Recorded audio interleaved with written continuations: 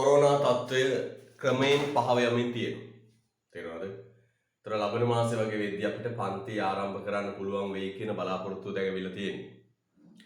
මම දැන් පුංචි එළියමක් කරනවා. මොකක්ද? මේ කොරෝනා තත්ත්වය නිසා යම් දරුවෙක් අධ්‍යාපනය අතහැරියන සිග්නල් නැති ප්‍රශ්න නිසා විවිධ ප්‍රශ්න නිසා අතහැරියන ඒ දරුවන්ට කියන්නේ නැවත ලබන මාසේ වෙද්දී අපිට සාමාන්‍ය විදියට පන්ති ආරම්භ කරන්න පුළුවන්. අපි නවත්තපු තැනින් පටන් ගන්න පුළුවන්. පුතේ. ତර මේ කාල පරිච්ඡේදයේ ඉගෙනගත්ත දේවල් ටික, උගන්වපු දේවල් ටික සියල්ල එක වචනයක් අඩු නොවෙන්න YouTube එකට අප්ලෝඩ් කළා තියෙනවා. ප්ලේලිස්ට් හදලා සෑහෙන මහන්සියක් දැරුවා. ඇයි මේ දරුවෝ ටික ආයි ගන්න මේ විවිධ ප්‍රශ්න නිසා අන්තර්ජාල පහසුකම් නැහැ, ෆෝන් එකක් නැහැ, විවිධ ප්‍රශ්න නිසා අධ්‍යාපනයෙන් බැහැරවන දරුවෝ ටික ආයි ඇදලා ගන්න තමයි ඒක කළේ. අන්න තේ දරුවන්ට කියන්නේ ලබන මාසේ ආයි පන්ති පටන් ගන්න. ඒතර මේ උගන්වපු ටික සම්පූර්ණයෙන්ම YouTube එකේ ප්ලේලිස්ට් හදලා ඒ පාඩමට අදාළව ප්ලේලිස්ට් හදලා අප්ලෝඩ් කරලා තියෙනවා. ඒ ටිකත් අරගෙන පුතේ නැවත අධ්‍යාපන ක්‍රමයට එන්න කියන පරිවිඩය දෙන්න. මගේ පැත්තෙන් මම උපරිම දෙයක් කළා. සියලු පාඩම් වීඩියෝ කරලා YouTube එකට දානවා. සියලු පාඩම්. ඒක හරි අමාරු කාර්යයක්. ඕක එඩිට් කරන්න ඕන පුතේ. අප්ලෝඩ් වෙන්න පැය දෙකමාරක් විතර යනවා. හරිද?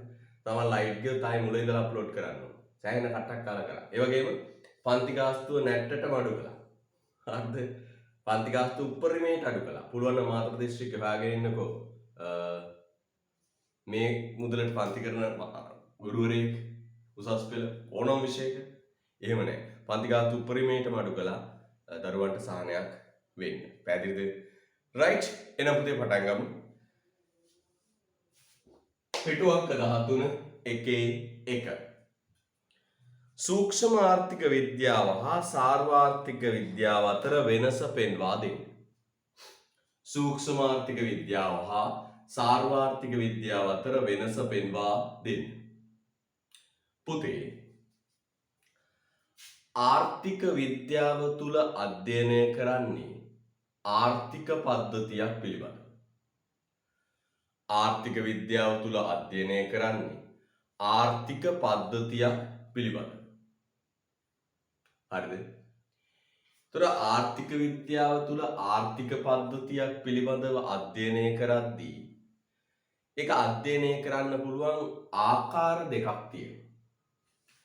එකක් තමයි පුතේ සමස්ත ආර්ථික පද්ධතියම අරගෙන කරන අධ්‍යයනය. සමස්ත ආර්ථික පද්ධතියම අරගෙන කරන අධ්‍යයනය.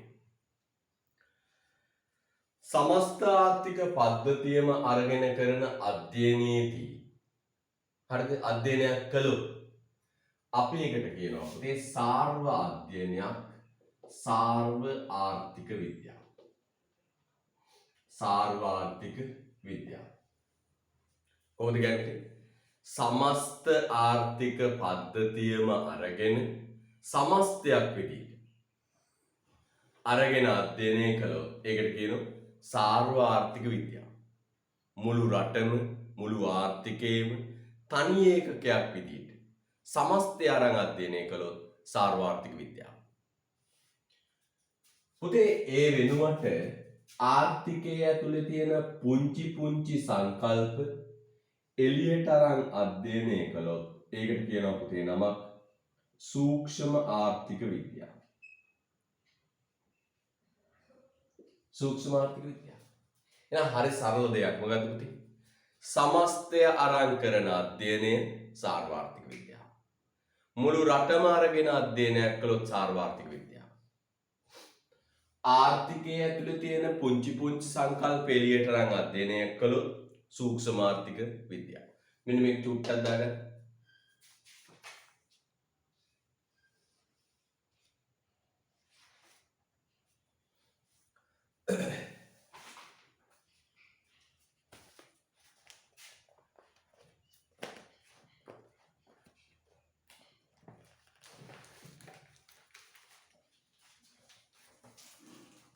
right.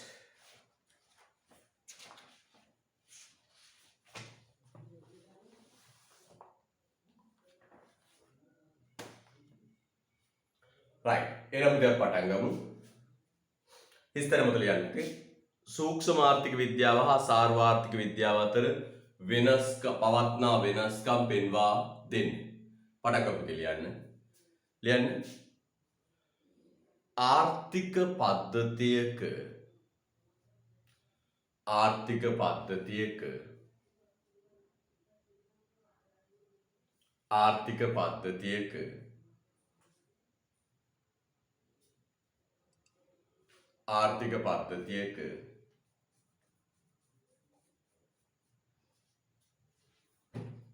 ආර්ථික පද්ධතියක කුඩා ආර්ථික ඒකකවල හෝ විචල්යන්ගේ ආර්ථික පද්ධතියක කුඩා ආර්ථික ඒකකවල හෝ විචල්යන්ගේ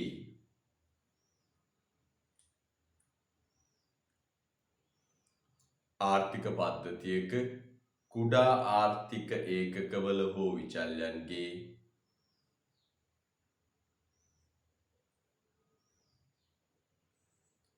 හැසිරීම අධ්‍යයනය කිරීම කුඩා ආර්ථික ඒකකවල හෝ විචල්යන්ගේ හැසිරීම අධ්‍යයනය කිරීම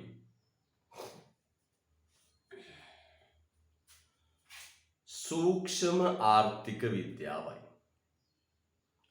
සූක්ෂම ආර්ථික විද්‍යාවයි. සූක්ෂම ආර්ථික විද්‍යාවයි. හරිද? right. ආයි බලන්න පුතේ හොඳට. ආර්ථික පද්ධතියක කුඩා ආර්ථික ඒකකවල හෝ විචල්යන්ගේ හැසිරීම අධ්‍යයනය කිරීම සූක්ෂම ආර්ථික විද්‍යාවයි. මම ආයි කියනවා. ආර්ථික පද්ධතියක කුඩා ආර්ථික ඒකකවල හෝ විචල්යන්ගේ හැසිරීම අධ්‍යයනය කිරීම සූක්ෂම ආර්ථික විද්‍යාවයි. පුංචි සංකල්ප ගන්න. පුංචි සංකල්ප අරගෙන වෙන් කරලා අධ්‍යයනයක් කළොත් පුතේ ඒකට කියනවා සූක්ෂම ආර්ථික විද්‍යාව. තව කියන බලන්න හොඳට. මේව තව කියනවා. සූක්ෂම ආර්ථික විද්‍යාව මගින් ආර්ථික පද්ධතියක් තුල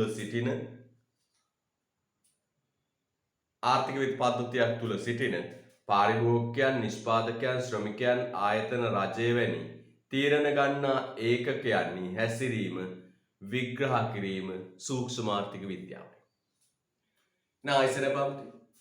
ආර්ථික පද්ධතියක් තුල සිටින ශ්‍රමිකයින්, නිෂ්පාදන ආයතන, රජය තීරණ ගන්නා විවිධ ඒකකවල හැසිරීම විග්‍රහ කිරීම සූක්ෂම ආර්ථික විද්‍යාවයි. පුංචි සංකල්පයක් අරන් එළියට නම් අධ්‍යයනය කළොත් කුඩා ඒකකයක්, කුඩා කොටසක් මේ පර්වතලා වෙනවාද? කුඩා කොටසක් අරන් අධ්‍යයනය කිරීමක් කළොත් පුතේ ඒකට කියනවා නමක්. මොකද්ද කියන්නේ? සූක්ෂම ආර්ථික විද්‍යාව. පැහැදිලිද? right. ඊළඟ සාර්ව ආර්ථික විද්‍යාව ළඟ ලියන්න. එතන යටින් ආර්ථික පද්ධතියක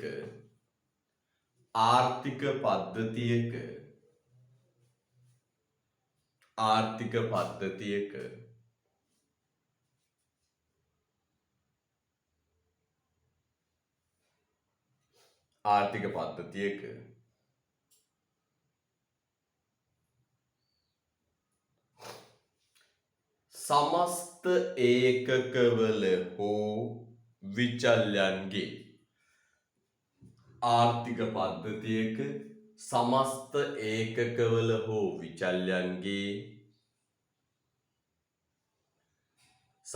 ඒකකවල හෝ විචල්යන්ගේ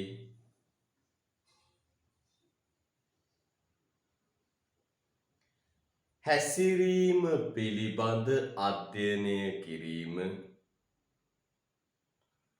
समस्त ඒකකවල හෝ විචල්යන්ගේ හැසිරීම පිළිබඳ අධ්‍යයනය කිරීම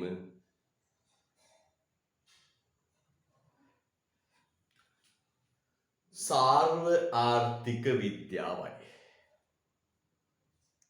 සමස්ත ඒකකවල හෝ විචල්යන්ගේ හැසිරීම අධ්‍යයනය කිරීම සාර්ව ආර්ථික විද්‍යාවයි.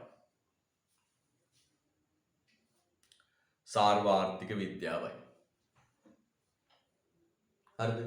එහෙනම් සමස්තය ගැන අධ්‍යයනය කළොත් සාර්ව ආර්ථික විද්‍යාව, පුංචි පුංචි සංකල්ප අධ්‍යයනය කළොත් සූක්ෂම ආර්ථික විද්‍යාව. බලන්න කියනවා ආර්ථික පද්ධතියක සමස්ත ඒකකවල හෝ විචල්යන්ගේ හැසිරීම පිළිබඳව අධ්‍යයනය කිරීම සාර්වාර්ථික විද්‍යාවයි. හරිද? right. පුතේ මේ බලන්න හොඳට. අපිට පහසුවෙන් තේරුම් ගන්න පුළුවන්.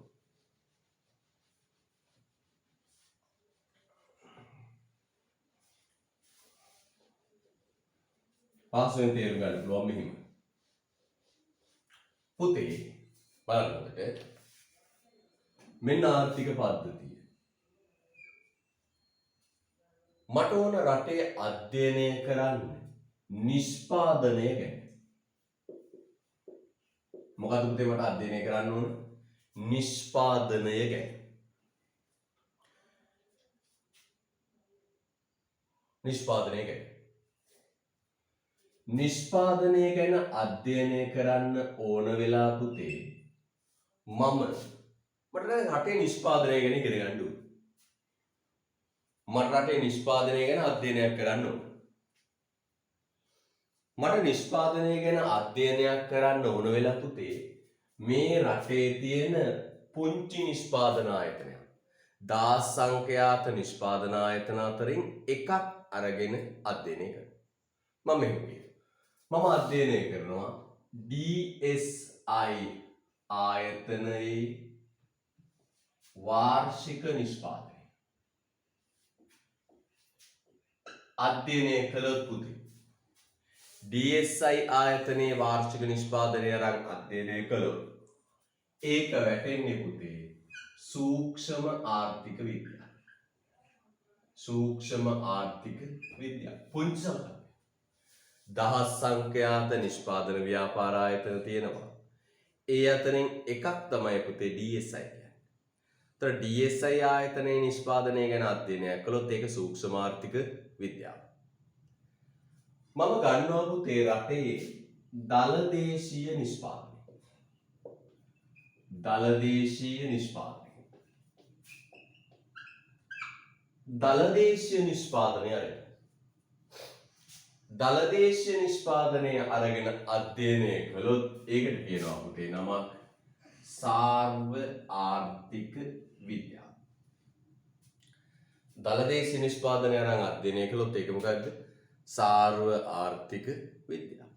එහෙනම් පුංචි පුංචි ආයතනයක නිෂ්පාදනය අරගෙන බැලුවොත් DSI ආයතනයේ නිෂ්පාදනය, හරිචන්ද්‍ර ආයතනයේ නිෂ්පාදනය නම් බැලුවොත් සූක්ෂම ආර්ථික විද්‍යාව. දලදේශීය නිෂ්පාදනය. මොකක්ද දලදේශීය නිෂ්පාදනය කියන්නේ?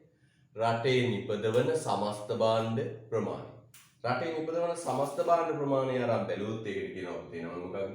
සාර්වාර්ථික විද්‍යාව. හරිද? right. යංගියන්. මම තව උදාහරණයක් ගන්නවා. මට ඕන රටේ මිල මට්ටම ගැන කතා කරන්න. රටේ බඩු මිල ගැන අධ්‍යයනයක් කරන්න ඕන. දැන් මේ දවස්වල අපි දන්නවා රටේ විශාල ප්‍රශ්නයක් මොකක්ද? බඩු මිල සීඝ්‍රයෙන් ඉහළ යනවා. ගෑස් ටින් එක 1000 ගානකින් වැඩි වෙනවා. නේද? බඩු මිල සීඝ්‍රයෙන් වැඩි වෙනවා. නේ? අපි දන්නවා වර්තමානයේ බඩු මිල සීඝ්‍රයෙන් වැඩි වෙනවා. එතකොට මේ බඩු මිල සීඝ්‍රයෙන් වැඩිවීම තුල අපිට අධ්‍යයනයක් කරන්න අවශ්‍ය වෙනවා මිල ගැන. මිල ගැන අධ්‍යයනයක් කරන්න අවශ්‍ය වෙලා පුතේ මම ගන්නවා සහල් වල මිල අධ්‍යයනය කරනවා. සහල් වල මිල අධ්‍යයනය කරනවා. රටේ තියෙන භාණ්ඩ අතරින් එකක් සහල්. සහල් මිල අධ්‍යයනය කළොත් ඒක පුතේ සූක්ෂම ආර්ථික විද්‍යාව. සූක්ෂම ආර්ථික විද්‍යාව. හාල් මිල. ඊට පස්සේ පුතේ මම ගන්නවා පුතේ රටේ පොදු මිල මට්ටම. පොදු මිල මට්ටම ගන්න. පොදු මිල මට්ටම කියන්නේ පුතේ රටේ ප්‍රදවන භාණ්ඩ වර්ග 476ක 407ක මිල ගණන් වල සාමාන්‍ය ගණන්. අපි දන්නවා ජනලේඛන සංඛ්‍යා ලේඛන දෙපාර්තමේන්තුව පුතේ රටේ මිනිස්සු පාවිච්චි කරන භාණ්ඩ වර්ග 407ක් අරගෙන ඒවයි මිල ගණන් වල සාමාන්‍ය ගණනය කරනවා. අන්න ඒකට කියනවා පුතේ නම පොදු මිල මට්ටම. තර පොදු මිල මට්ටම ගැන අධ්‍යයනයක් කළොත් පුතේ ඒක වැටෙන්නේ සාර්වාර්ථික විද්‍යාවට. සාර්වාර්ථික විද්‍යාව. මම තව උදාහරණයක් ගන්න. මට ඕන රටේ අධ්‍යයනය කරන්න ආදායම ගැන. මම අධ්‍යයනයක් කළොත් පුතේ කුටුම්බයක ආදායම. කුටුම්බයක ආදායම ගැන අධ්‍යයනය කළොත් ඒක සූක්ෂම ආර්ථික විද්‍යාව. ඒක සූක්ෂම ආර්ථික විද්‍යාව. අපි අධ්‍යයනයක් කළොත් පුතේ රටේ ජාතික ආදායම ගැන. අපි අධ්‍යයනයක් කළොත් රටේ ජාතික ආදායම ගැන අන්න ඒක පුතේ සාර්වාර්ථික විද්‍යාව. ඒක පුතේ සාර්වාර්ථික විද්‍යාව. එන පුතාට පැහැදිලි මම මේ උදාහරණ ඔක්කොගෙම කියන්නේ මොකද්ද? පුංචි පුංචි දේවල් ගැන කරන අධ්‍යයනය සූක්ෂමයි. සමස්ත රට අරන් අධ්‍යයනයක් කළොත් ඒක සාර්වයි. දැන් පුතාගේ 13 වෙනි පිටුවේ යට මේ උදාහරණ තුන දාගන්න. 13 වෙනි පිටුවේ යට උදාහරණ තුන දාගන්න.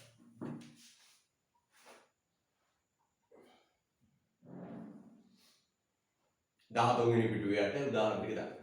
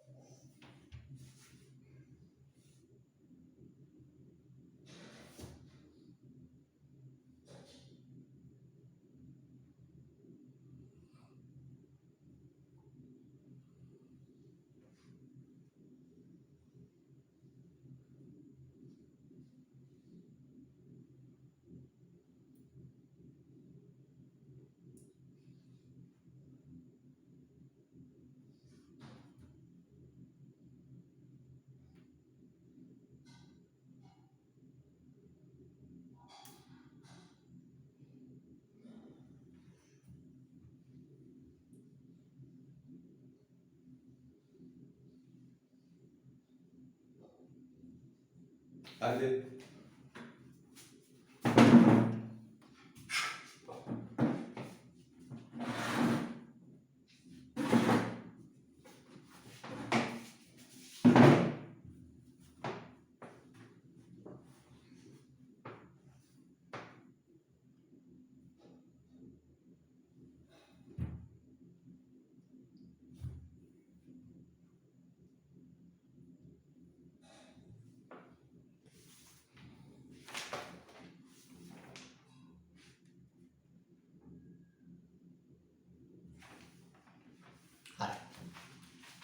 ඒ අපිට උඩින් පුතේ 14 වෙනි පිටුවට තවදුරටත් විග්‍රහ කරලා තියෙනවා මුද්‍රිත අකුරෙන්. කිසියම් ආර්ථික පද්ධතියක් සමස්තයක් ලෙසගෙන එහි ව්‍යුහය සාධනය හා හැසිරීම පිළිබඳ විශ්ලේෂණයක් කිරීම සාර්වාර්ථික විද්‍යාව වශයෙන් හැඳින්වෙනවා. බලන්න කිසියම් ආර්ථික පද්ධතියක් සමස්තයක් ලෙසගෙන highlight කරන වචනේ තමයි පුතේ සමස්තයක් ලෙසගේ.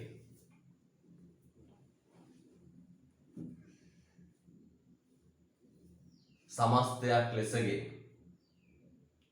එහි ව්‍යුහය සාධනය හා හැසිරීම පිළිබඳ විශ්ලේෂණයක් කිරීම සාර්වාර්ථික විද්‍යාව වශයෙන් හැඳින්වෙනු ලැබේ.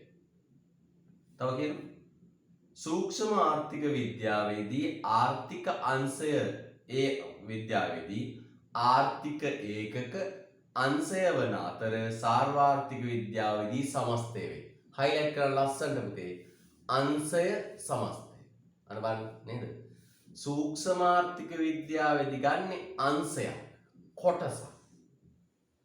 සාර්වාර්ථික විද්‍යාවේදී ගන්නේ සමස්තය. අංශය සමස්තය. හරිද? තව කියමු. සූක්ෂම ආර්ථික විද්‍යාවේදී සාර්වාර්ථික විචලනයන් ලෙස සැලකෙන ස්ථාවර බවද සාර්වාර්ථික විද්‍යාවේදී ආර්ථිකයන් සැලකෙන ස්ථාවර බවද උපකල්පනය කෙරේ. හරිද? right. යන් ඊළඟට සූක්ෂම ආර්ථික විද්‍යාවේදී මූලික වශයෙන් ප්‍රසස් සම්පත් විභජනය පිළිබඳව සාර්වාර්ථික විද්‍යාවේ උපයෝජනය පිළිබඳවද අවධානය යොමු කෙරේ. දැන් ඔන්න ඔය ටික අපි පෙන්නමු දෙකට බෙදලා. දැන් පුතේ ඔය යට තියෙනනේ ප්‍රශ්නේ. ඕකට අපි සෙට් කරමු මේ වාක්‍ය දෙක මොකක්ද?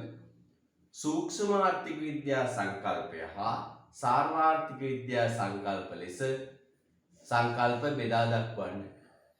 දැන් පුතේ අපි ඉගෙන ගන්න යන්නේ මෙන්න මේක. අපේ සිලබස් එක කොටස් දෙකකට බෙදෙනවා. එකක් පුංචි පුංචි සංකල්ප වෙන වෙනම අරන් අධ්‍යයනය කරන සූක්ෂම ආර්ථික විද්‍යා මාතෘකාව. අනිත් එක සමස්තය අරන් සාකච්ඡා කරන සාර්වාර්ථික විද්‍යා මාතෘකාව. එහෙනම් කොහොමද පුතේ බෙදෙන්නේ? මට කියන්න බෙදෙන හැටි. පුංචි පුංචි සංකල්ප වෙන වෙනම අරන් අධ්‍යයනය කරන සූක්ෂම ආර්ථික විද්‍යා මාතෘකාව. සමස්තය අරන් අධ්‍යයනය කරන සාර්වාර්ථික විද්‍යා මාතෘකා කියලා කොටස් දෙකකට බෙදෙනවා. දැන් අපි පොත දෙකට බෙදලා පුතේ ගලමු මොනවද සූක්ෂම ආර්ථික විද්‍යා මාතෘකා මොනවද සාර්වාර්ථික විද්‍යා මාතෘකා කියලා. හරිද? එතකොට අපේ සිලබස් එක කැලි දෙකයි. බුදුරමන් දීලා ඇති පිටු 20 භාග සිලබස් එක. දැන් ඒවා තියෙනවද කියලා දන්නේ නැහැ. ඔක බෙදෙනවා පුතේ කැලි දෙකකට. මොකද්ද? සමස්තය අරන් අධ්‍යයනය කරන මාතෘකා සහ පුංචි පුංචි කොටස් අරන් අධ්‍යයනය කරන මාතෘකා. දැන් යට තියෙන ඉඩ පුතේ බෙදන්න දෙකට. එක පැත්තක ලියන්න සූක්ෂම ආර්ථික විද්‍යා සංකල්ප අනිත් පැත්ත ලියන්න සාර්වාර්ථික විද්‍යා සංකල්ප.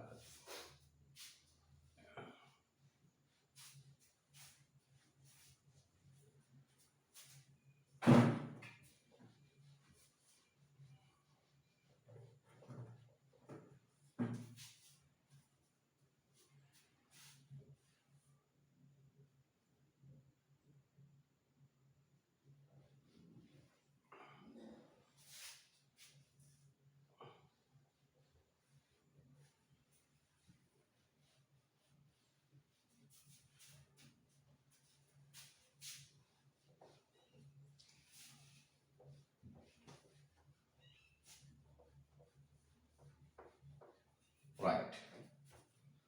බෙදන්න පොත දෙකට එක පැත්තක ලියන්න සූක්ෂම ආර්ථික විද්‍යා සංකල්ප අනිත් පැත්තට ලියන්න සාර්වාර්ථික විද්‍යා සංකල්ප. right. ලස්සන ලියලේ.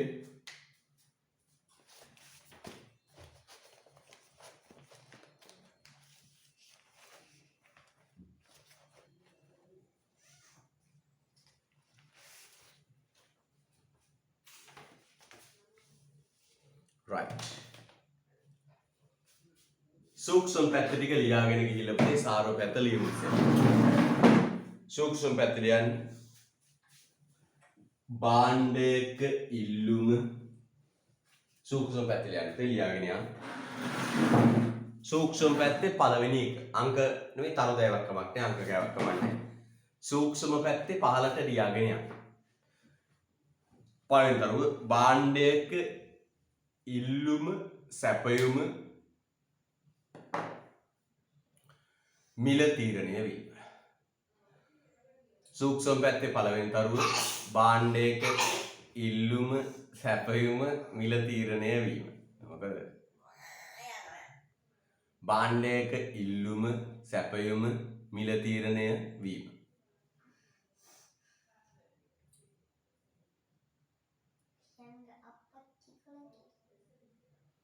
භාණ්ඩයක ඉල්ලුම සැපයුම මිල තීරණය වීම. එහෙනම් පුතේ අපි ඉගෙන ගත්ත ඉල්ලුම සැපයුම සමතුලිතය කියන්නේ මොන ආර්ථික විද්‍යාවද?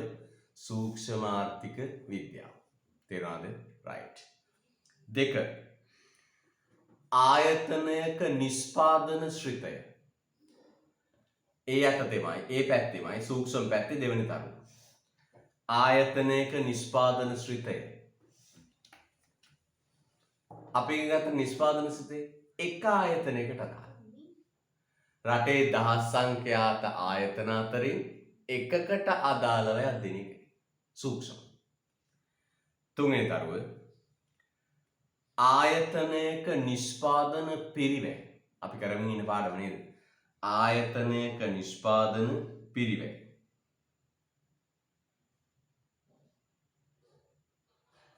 ආයතනයක නිෂ්පාදන පිරිවැය. ඇත්තනේ දහස් සංඛ්‍යාත ව්‍යාපාර ආයතන අතරින් එක ආයතනයක පිරිවැය ගැන කතා. දහස් සංඛ්‍යාත ආයතන අතරින් එක ආයතනයක පිරිවැය ගැන කතා කරමු. ආයතනයක නිෂ්පාදන පිරිවැය. ඊළඟ තරුව එක් භාණ්ඩවල වෙළඳපළ ක්‍රියාකාරීත්වය. ඊළඟ එක් භාණ්ඩවල වෙළඳපළ ක්‍රියාකාරීත්වය.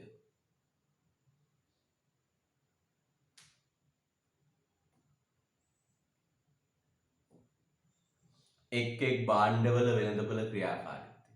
පාන් ගෙඩියක මිල හැසිරෙන්නේ කොහොමද? ඉල්ලුම සැපයුම වෙනස් වෙන්නේ කොහොමද? ඒවා. එක් භාණ්ඩවල වෙළඳපළ ක්‍රියාකාරීත්වය. ඊළඟ තරුව වෙළඳපළේ පාරිභෝගික හැසිරීම. වෙළඳපළේ පාරිභෝගික හැසිරීම. වෙළඳපළේ පාරිභෝගික හැසිරීම.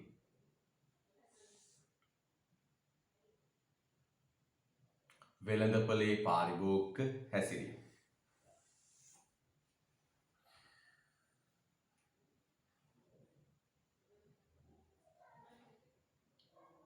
ඊළඟ ව්‍යාපාර ආයතනයක වෙළඳපළ ක්‍රියාකාරීත්වය. ව්‍යාපාර ආයතනයක වෙළඳපළ ක්‍රියාකාරීත්වය.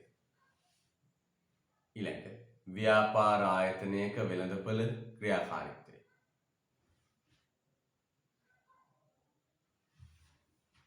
හරි.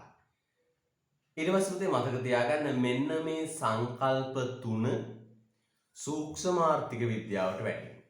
මොකද්ද? හිගකම, තේරීම, ආවස්තික පිළිවෙල. අපිට වනේ එකට බැඳිච්ච, එකට ඇමිනිච්ච සංකල්ප තුනක් තියෙනවානේ. හිගකම, තේරීම, ආවස්තික පිළිවෙල. හිගකම නිසා තෝරන්න වෙනවා. තෝරුවම කැප කරන්න වෙනවා. හට ගන්නවා ආවස්තික පිළිවෙල. අපිට අර පළවෙනි පාඩමේ හම්බෙච්ච සංකල්ප තුන අපි ඉස්සරහට සාකච්ඡා කරනවා. හිගකම, තේරීම, ආවස්තික පිළිවෙල. හිගකම, තේරීම, ආවස්තික පිරිවැය කියන සංකල්ප තුන පුතේ වැටෙන්නේ සූක්ෂම ආර්ථික විද්‍යාවට. ලියන්න තරු තුනක් දාලා යන්න. හිගකම, ඊළඟ තරුව තේරීම, ආවස්තික පිරිවැය. හිගකම, තේරීම, ආවස්තික පිරිවැය.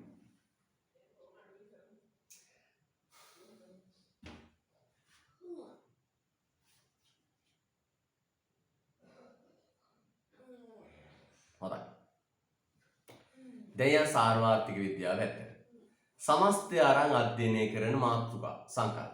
ලියන්න පළවෙනි එක. සමස්ත නිමවුම් මට්ටම. සාර්වාර්ථික විද්‍යාව පැත්තට යන්න. පළවෙනි තරුව. සමස්ත නිමවුම් මට්ටම. සමස්ත නිමවුම් මට්ටම.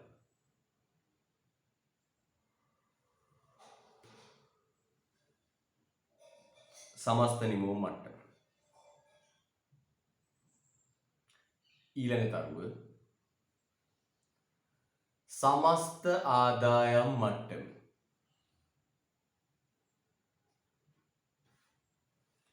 සමස්ත නිමවුම් මට්ටම සමස්ත ආදායම් මට්ටම. බලන්න සමස්ත කියන වචනේ මේක. ඊට පස්සේ ආර්ථික උත්පාත අවපාත. ආර්ථික උත්පාත අවපාත. ආර්ථික උත්පාත අවපාත. සමස්ත ආර්ථිකයේ ඉහළ යනවන උත්පාත පහළ යනවන අවපාත. සමස්තයට. ආර්ථික උත්පාත අවපාත.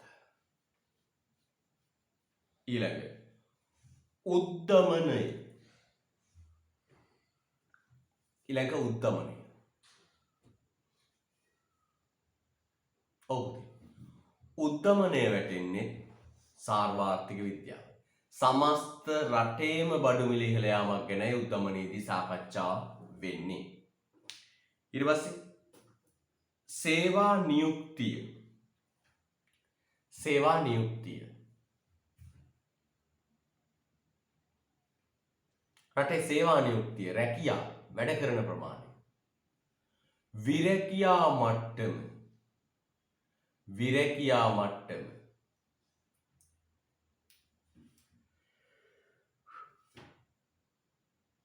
විරැකියා මට්ටම. ආයෝජනය. ආයෝජනය. සමස්ත රටේම ආයෝජනය. ආයෝජනය.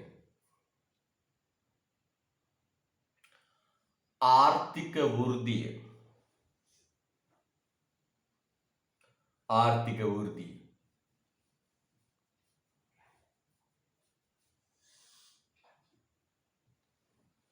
ආර්ථික වෘද්ධිය. ඊළඟ ආර්ථික පසුබැසීම. ආර්ථික වෘද්ධිය ආර්ථික පසුබැසීම. ආර්ථික වෘද්ධිය ඊළඟ එක ආර්ථික පසුබැසීම. ගෙවුම් ශේෂය. ඉස්සරහා පාඩම පුතේතර ගෙවුම් ශේෂය කියන්නේ රටට ලැබෙන සල්ලි රටින් පිටවන සල්ලි ලියන. ඒකට කියන ගෙවුම් ශේෂය. අපේ ලංකාවට විදේශ සල්ලි ලැබෙන ඒවායි රටින් විදේශ සල්ලි ගෙවන ඒවායි ලියන එකට කියන ගෙවුම් ශේෂය. ඊළඟ විනිමය අනුපාතිකය. විනිමය අනුපාතිකය. සමස්ත රටටම අදාළ එකක්. විනිමය අනුපාතිකය. ඊළඟ මුදල් සැපයීම. මුදල් සැපයීම කියන්නේ රටේම තියෙන සල්ලි ටික පුතේ. මතක තියාගන්න. ඉස්සරහ පාඩම් කිව්වනේ. මුදල් සැපයීම කියන්නේ රටේම තියෙන සල්ලි ටික. අවසාන එක පුතේ ආනයන සහ අපනයන. ආනයන සහ අපනයන. ආනයන සහ අපනයන. හරි. ආනයන සහ අපනයන.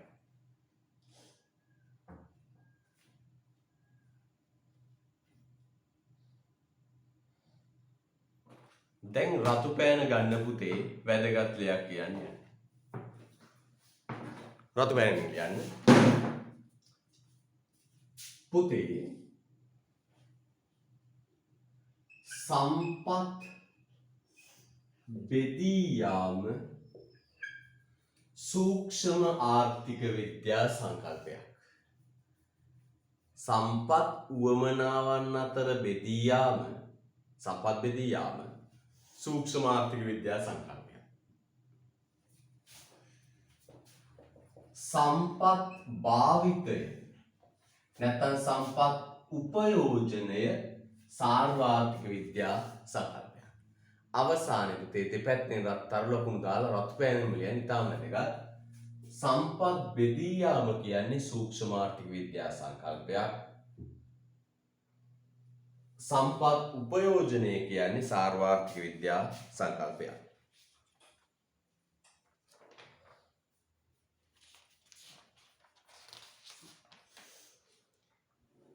ඒ දෙකත් ලියලා පුතේ වගුවාන. ඒ දෙකත් ලියලා වගුවාන.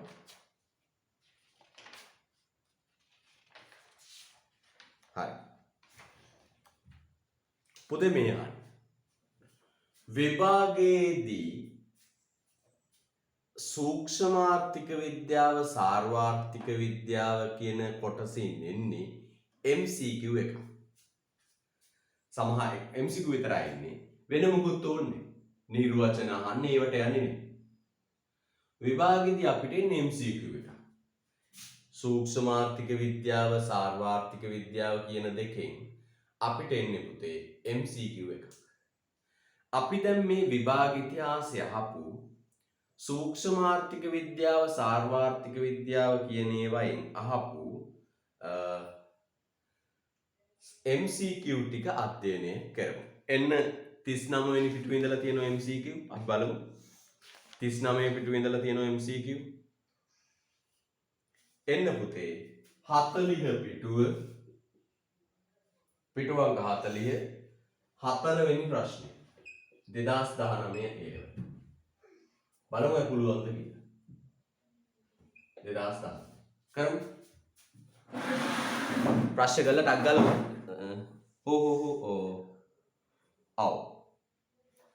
4 වෙනි ප්‍රශ්නේ. 40 පිටුව 4 වෙනි ප්‍රශ්නේ. 40 පිටුව 4 වෙනි ප්‍රශ්නේ. අපි දැන් බලමු මේ සූක්ෂම සාර්වික කියන දෙකෙන් විභාගයේදී අහපු ප්‍රශ්න මොනවද? සිලබස් එක නැත් දරුවෝ ඉන්නවා නම් සිලබස් එක දෙන්නම්. සිලබස් ගහපුවා තියෙනවා පුතේ අලුත් සම්ඩායමට ගහපු සිලබස් තියෙනවා. පුතාට දෙන්න පුළුවන් ඉල්ලන්න. සිලබස් එක නැතුව ඉගෙන ගන්නවා කියන එක සම්බන්ධ ගැටලුවක් තියෙනවා. හරිද? රයිට්. මා නැවත නැවතත් ඔබේ ඉල්ලීමක් කරනවා ඒ තමයි ඔබේ යාළුවෝ අධ්‍යාපනය අතෑරලා තියනවා නම් ඒ අයට කියන්න නැවත කොහේ යාළුවෙක් වුණත් කවන්නේ නැහැ පුතේ. නැවත ඉගෙන ගන්න පටන් ගන්න ලබන මාසේ තව සති දෙකකින් විතර අනිවාර්යෙන් පන්ති පටන් ගන්න පුළුවන්. අපිට ආයෙ සාමාන්‍ය විදිහට පන්ති උගන්වන්න පුළුවන්. අර ගැප් එකක් තියෙන්නේ දැන්. ඒක YouTube එකකින් කවර් කරගන්න කියන ඉල්ලීම කරා. හරිද? රයිට්. අසන් මට කෝල් එකක් ගන්නකෝ.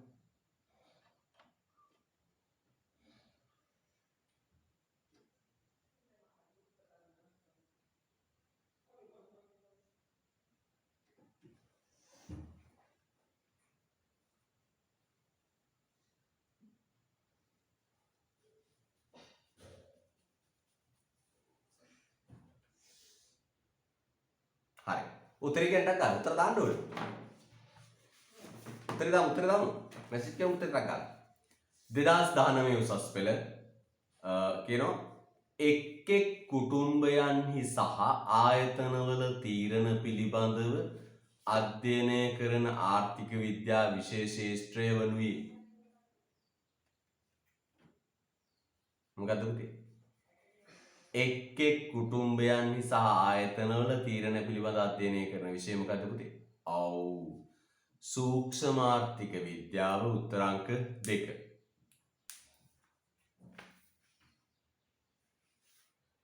ඊට පස්සේ එන පුතේ 12 වෙනි ප්‍රශ්නය.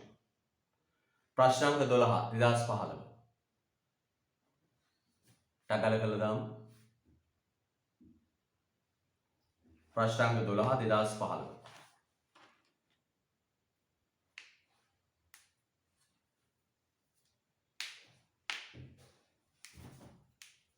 උත්තරේ දාන්න ටක් ගාලා.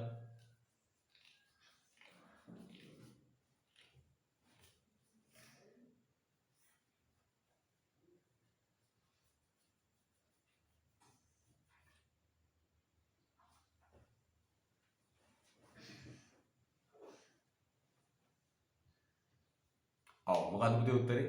අපි යට ඉඳලා බලමු. පසුගිය වසරේදී බදු අය භාරය 8%කින් අඩු විය. ඇලා ඉරක් අනින්න පුතේ. බදු අය භාරය කියන්නේ සාර්ව සංකල්පයක්.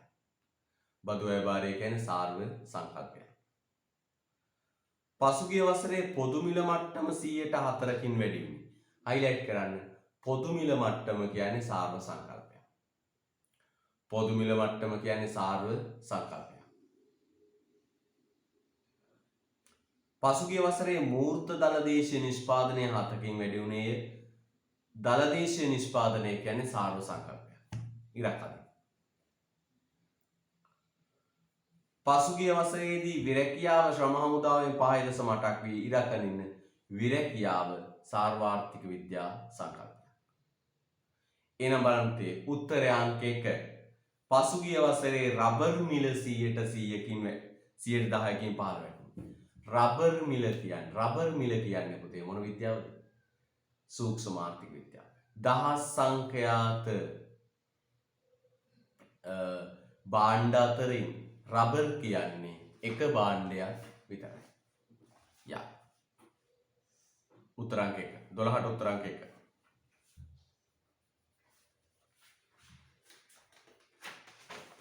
ඊළඟ පුතේ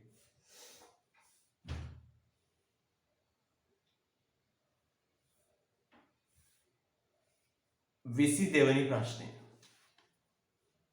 22 වෙනි ප්‍රශ්නය. ප්‍රශ්න අංක 22. ප්‍රශ්න අංක 22.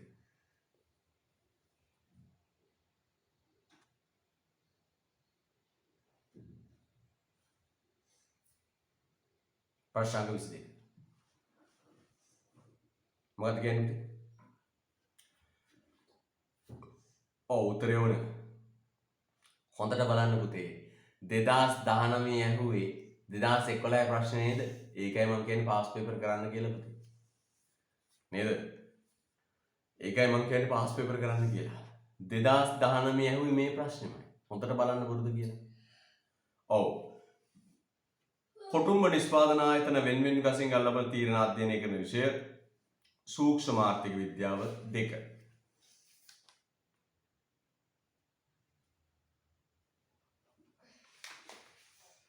ඊළඟ එච්චරයි නේද? එහෙනම් පුතේ ඔන්න පුංචි කොටසක් අපි ආවරණය කරා උදේ පාන්දර. මොකක්ද? සූක්ෂම ආර්ථික විද්‍යාවයි සාර්වාර්ථික විද්‍යාවයි කියන්නේ. නිර්වචන දෙක මතක තියාගන්න, සංකල්ප ටික මතක තියාගන්න. ඔබට විභාගයේදී එන්නේ MCQ ප්‍රශ්නයක්. 20 තියෙනවද? චුට්ට බලමු. ප්‍රශ්න අංක 20 තියෙනවද ඔය කියනවා.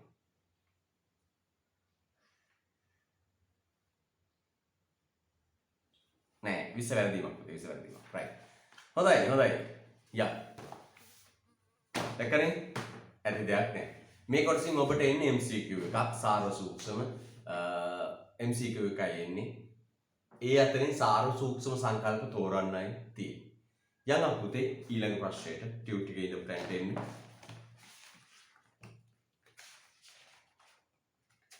ඊළඟ තැන්ට එන්නේ. ඊළඟට එනවා පුතේ මොකක්ද? යථානුරූපී ප්‍රකාශන හා අභිමතානුරූපී ප්‍රකාශන. මොකක්ද අහන්නේ පුතේ ඊළඟ අපෙන් අහන්නේ? යථානුරූපී ප්‍රකාශන හා අභිමතානුරූපී ප්‍රකාශන. සාකච්ඡා කරමු. පුතේ යථානුරූපී ප්‍රකාශන අභිමතානුරූපී ප්‍රකාශන නිතර ප්‍රශ්න එන කොටසක්. යථානුරූපී අභිමතානුරූපී. අපි දැන් ඒකත් පුතේ ලස්සනට පොත දෙකට බෙදන්නේ. බෝඩ් එක දෙකට බෙදලා දෙපැත්තට දාලා අධ්‍යයනය කරමු. දෙපැත්තට දාලා අධ්‍යයනයක් කරමු.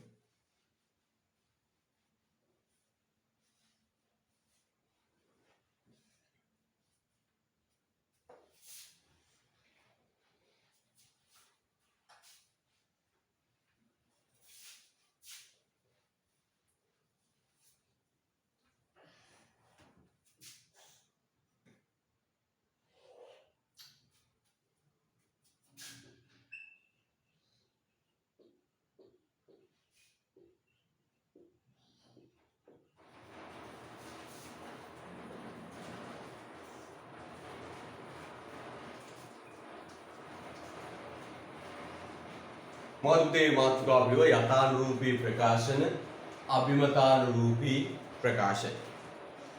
ආයි බින්දුව ඉඳලා කියලා දෙන්න. රිවිෂන් කියන්නේ ඒකයි මම කියන්නේ. හරිද?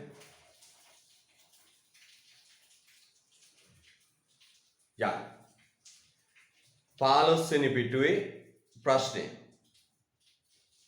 15 වෙනි පිටුවේ ප්‍රශ්නය. යථානුරූපී අභිමතානුරූපී ප්‍රකාශන. 15 වෙනි පිටුවේ දැන් අපි යථානුරූපී ප්‍රකාශන අභිමතානුරූපී ප්‍රකාශන ටික සම්පූර්ණයෙන් ආවරණය කරන රිවිෂන් එක. හරිද? බිඳුවේ ඉඳලාම ආයි පටන් ගන්න. මෙන්න යථානුරූපී ප්‍රකාශනයක් කියන්නේ මොකක්ද? අභිමතානුරූපී ප්‍රකාශනයක් කියන්නේ මොකක්ද? පුතේ අපි ඕනම දෙයක් ඉගෙන ගන්නේ ප්‍රකාශ කරන්න. ඕනම දෙයක් ඉගෙන ගැනීම එක ප්‍රයෝජනයක් තමයි ප්‍රකාශ කරන්නේ. හරිද? ප්‍රකාශනයක් කරන්න. පුතේ මොනවද ප්‍රකාශන? දැන් අපි දේශපාලන විද්‍යාව ඉගෙන ගත්ත කෙනෙක් කියලා හිතන්න. දේශපාලන විද්‍යාව ඉගෙන ගත්ත කෙනෙක් තමන් ඉගෙනගත්ත දේශපාලන සංකල්ප වලින් වර්තමාන තත්ත්වය පිළිබඳ ප්‍රකාශ කරනවා නේ. අපිට ඔය හැන්දෑව ටීවී එකේ දාවන් ඒ අය ප්‍රකාශ කරන ඒවා තමයි අපි අහන්නේ. අර ඇමතියගේ ප්‍රකාශය, මේ ඇමතියගේ ප්‍රකාශය කියලා අහන ප්‍රකාශ. පැහැදිලිද? right. ତර ජ්‍යොතිෂ්‍ය වේවා මොන විෂයක් හරි ඉගෙන ගත්තම ඒ ඉගෙනගත්ත දේවල් පාවිච්චි කරලා ප්‍රකාශ කරනවා. දැන් ජ්‍යොතිෂ්‍ය අරගෙන මනුස්සයා කියනවා right මෙන්න මේ කාලෙදී විවාහ වෙනවා මෙන්න මේ විදිහට සිද්ධ වෙනවා අනාගතේ මෙහෙම කියලා ප්‍රකාශ කරනවා නේ. ඒ වගේ ආර්ථික විද්‍යාවේ කරන්න පුළුවන් ප්‍රකාශ වර්ග දෙකක් තියෙනවා. මොකද්ද ප්‍රකාශ වර්ග දෙක පුතේ? යථානුරූපී ප්‍රකාශ සහ අභිමතානුරූපී ප්‍රකාශ. පුතේ යථානුරූපී ප්‍රකාශයක් කියන්නේ මේකයි. මම නිර්වචනයක් බලන්න. යම් දෙයක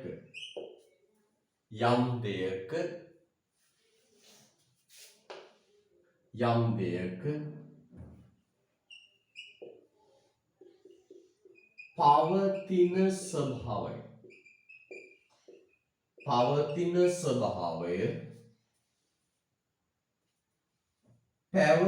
ස්වභාවය පැවති ස්වභාවය සහ ඉදිරියට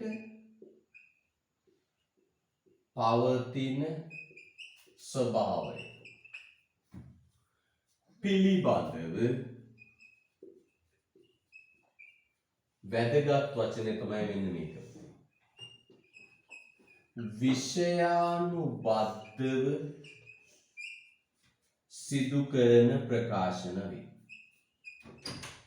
සිදු කරන ප්‍රකාශන වේ. පුතේ නම් මොකද්ද යථානුරූපී ප්‍රකාශනයක් කියන්නේ මෙන්න මේක. යම් කිසි දෙයක හරිද පවතින ස්වභාවය පැවති ස්වභාවය ඉදිරියට පවතින ස්වභාවය පිළිබඳව කොහොමද පුතේ විෂයානුබද්ධව කරන ප්‍රකාශය. එතකොට මේ ආර්ථිකයේ තියෙන යම් සිද්ධියක් පිළිබඳව පවතින ස්වභාවය අද තියෙන ස්වභාවය ගැන පැවති ස්වභාවය අතීතයේ තිබුණු විදිය ගැන ඉදිරියට පවතින ස්වභාවය අනාගතයේ තියෙන විදිය පිළිබඳව වෙන පුතේ වැදගත් වශයෙන් විෂයානුබද්ධව ප්‍රකාශනයක් කළොත් අන්න ඒකට කියනවා පුතේ නමක් යථානුරූපී ප්‍රකාශනය. මොකද කියන්නේ යථානුරූපී ප්‍රකාශනය. එන කොහොමද කියන්නේ යම් දෙයක පවතින ස්වභාවය පැවති ස්වභාවය ඉදිරියට පවතින ස්වභාවය පිළිබඳව මේ ආර්ථික විද්‍යාවේ එන විෂය කරුණක් ප්‍රකාශ කළොත් අන්න ඒකට කියනවා යථානුරූපී ප්‍රකාශනය. අපි දැන් ඉගෙනගෙන තියෙනවානේ විෂය කරුණු විශාල ප්‍රමාණයක්. අන්නේ විෂය කරුණක් ප්‍රකාශ කරනවා නම් ඒකට කියනවා පුතේ නමක් මොකක්ද කියන්නේ? යථානුරූපී ප්‍රකාශය. එහෙනම් කියමු මෙන්න මේ. යම් දෙයක පවතින ස්වභාවය, පැවති ස්වභාවය, ඉදිරියට පවතින ස්වභාවය පිළිබඳව විෂයානුබද්ධව මේ ආර්ථික විද්‍යා විෂයෙන් මොකක් හරි කරුණක් කියනු නම් පුතේ ඒකට කියන නම යථානුරූපී ප්‍රකාශන. මොකක්ද කියන්නේ පුතේ? යථානුරූපී ප්‍රකාශනය. පැහැදිලිද? right. පුතේ යථානුරූපී ප්‍රකාශන කියන්නේ විෂය කරුණු. මේ යථානුරූපී ප්‍රකාශනවලට වැටෙන ශේෂ්ත්‍ර තුනක් තියෙනවා. දැන් පුතාට විභාගෙදි දෙනවා මෙහෙම. වාක්‍ය පහක් දීලා කියනවා යථානුරූපී ප්‍රකාශනය වෙන් කරන්න, අභිමතානුරූපී ප්‍රකාශනය වෙන් කරන්න කියලා. මොකද්ද දෙන්නේ පුතේ? වාක්‍ය පහක් දීලා කියනවා යථානුරූපී ප්‍රකාශන හඳුනගන්න, අභිමතානුරූපී ප්‍රකාශන හඳුනගන්න කියලා. හරිද? එතකොට පුතේ පුතාට වෙන් කරගන්න පුළුවන් වෙන්න ඕන වාක්‍ය අතරින් යථානුරූපී ටික. පුතාට යථානුරූපී අභිමතානුරූපී කලවම් කරලා ප්‍රකාශන ටිකක් දෙන්න. දීලා කියනවා යථානුරූපී ප්‍රකාශන ටික වෙන් කරලා හඳුනා ගන්න. මොකක්ද දෙන්නේ පුතේ? යථානුරූපී ප්‍රකාශන ටික වෙන්කොට හඳුනා ගන්න. එහෙම දෙනවා. අන්න එතකොට පුතේ යථානුරූපී ප්‍රකාශන ටික වෙන් කරද්දී මෙන්න මේ දේවල් තමයි පුතේ යථානුරූපී ප්‍රකාශන ගොඩට වැටෙන්නේ. පළවෙනි එක තමයි පුතේ විෂය කරුණු. පළවෙනි එක තමයි මොකක්ද? විෂය කරුණු. පළවෙනි එක මොකක්ද? විෂය කරුණු. විෂය කරුණු මොනවද? මේ අපි ආර්ථික විද්‍යාව පුරා ඉගෙන ගත්ත විෂය කරුණු ටික. මොනවද පුතේ? සම්පත්තිකකමකින් යුක්ත වීම. මම කීපයක් කියන්නම්. කෙටි කාලයේ ක්‍රියාත්මක වන්නේ හීනවන ඵල න්‍යායයි. මම කියනවා නිෂ්පාදන ආයතන දිගු කාලයේදී පරිමාණානුකූල ඵල න්‍යායට යටත් වේ. විෂය කරුණු.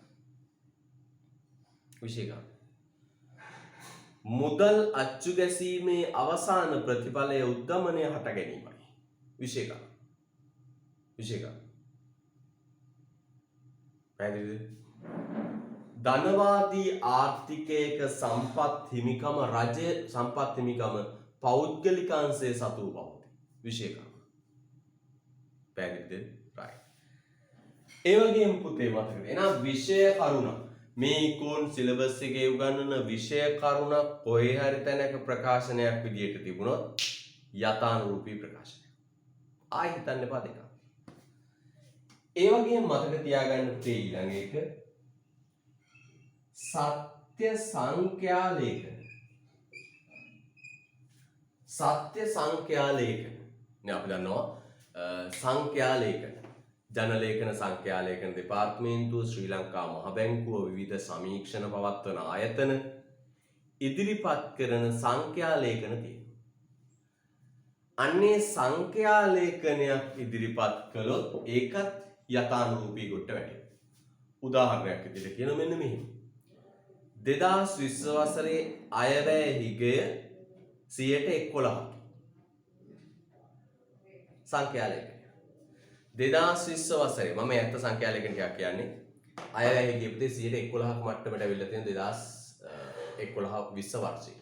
2020 වර්ෂයේ අයවැය හිගය 11%ක්. 2020 වසරේ රාජ්‍ය ආදායම 9.2ට අඩු වී ඇත. සංඛ්‍යා ලේඛනය. ලංකාවේ ජනගහනය මිලියන 21. සංඛ්‍යා ලේඛනය. සංඛ්‍යා ලේඛනය. අන්න ඒ වගේ මොනවා හරි සංඛ්‍යා දත්තයක් ඉදිරිපත් කරනවා. මහ බැංකුව වෙන්න පුළුවන්, ජනලේඛන සංඛ්‍යාලේඛන දෙපාර්තමේන්තුව වෙන්න පුළුවන්. සමීක්ෂණ පවත්වන වෙන ආයතනයක් වෙන්න පුළුවන්. සංඛ්‍යාලේඛනයක් ඉදිරිපත් කළොත් ඒකත් පුතේ යථානුරූපී ප්‍රකාශනයක්. අනිත් එක තමයි පුතේ ලෝක සත්‍ය. ලෝක සත්‍ය. මොනවද ලෝක සත්‍ය කියන්නේ? world truth. හිරු නැගෙනහිරින් පායා බටහිරින් බැසයයි. සියලු සංස්කාර ධර්මයෝ නැසෙන සුළුය. නේ? ඒක ඉතින් ඇත්තනේ. ඊට නැගලෙන සියලු සංස්කාර ධර්මයෝ නැසෙන සුළුය. නේ? උපන් සත්‍යලු සත්‍යා මිය යන්නේය. දුම්බීම පිළිකා ඇති කරයි. දුම්බීම පිළිකා ඇති කරයි. ඔන්න ඔය වගේ ඒව පුතේ අපි කියන මොකක්ද? ලෝක සත්‍ය. එහෙනම් ප්‍රකාශන ටික කලවම් කරලා දුන්නම යථානුරූපී එක අඳුරගන්නේ කොහොමද? යථානුරූපී එක අඳුරගන්නේ මෙන්න මේ තුනේ. විෂය කරුණක් නම්, සත්‍ය සංඛ්‍යාලේඛනයක් නම්, ලෝක සත්‍යයක් නම් ඒව වැටෙන්නේ කොහටද පුතේ? යථානුරූපී ප්‍රකාශන ගොඩට. හරිද? right. අපි දෙකම පැහැදිලි කරලා උදාහරණ ලියලා පැහැදිලි කරමු. ඊට පස්සේ අභිමතානුරූපී ප්‍රකාශනයක් කියන්නේ මේකයි. මොකක්ද? යම් දෙයක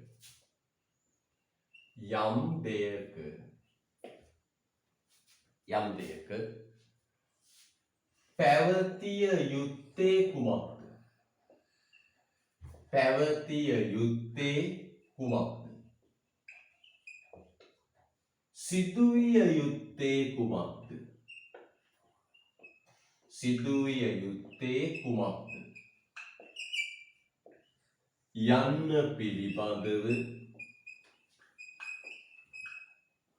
යන්න පිළිබඳව පුද්ගලයානුබද්ධව. අන්න පුතේ මේකේ වැදගත් වචන. පුද්ගලයානුබද්ධව. පුද්ගලයානුබද්ධව සිදු කරන ප්‍රකාශන වේ.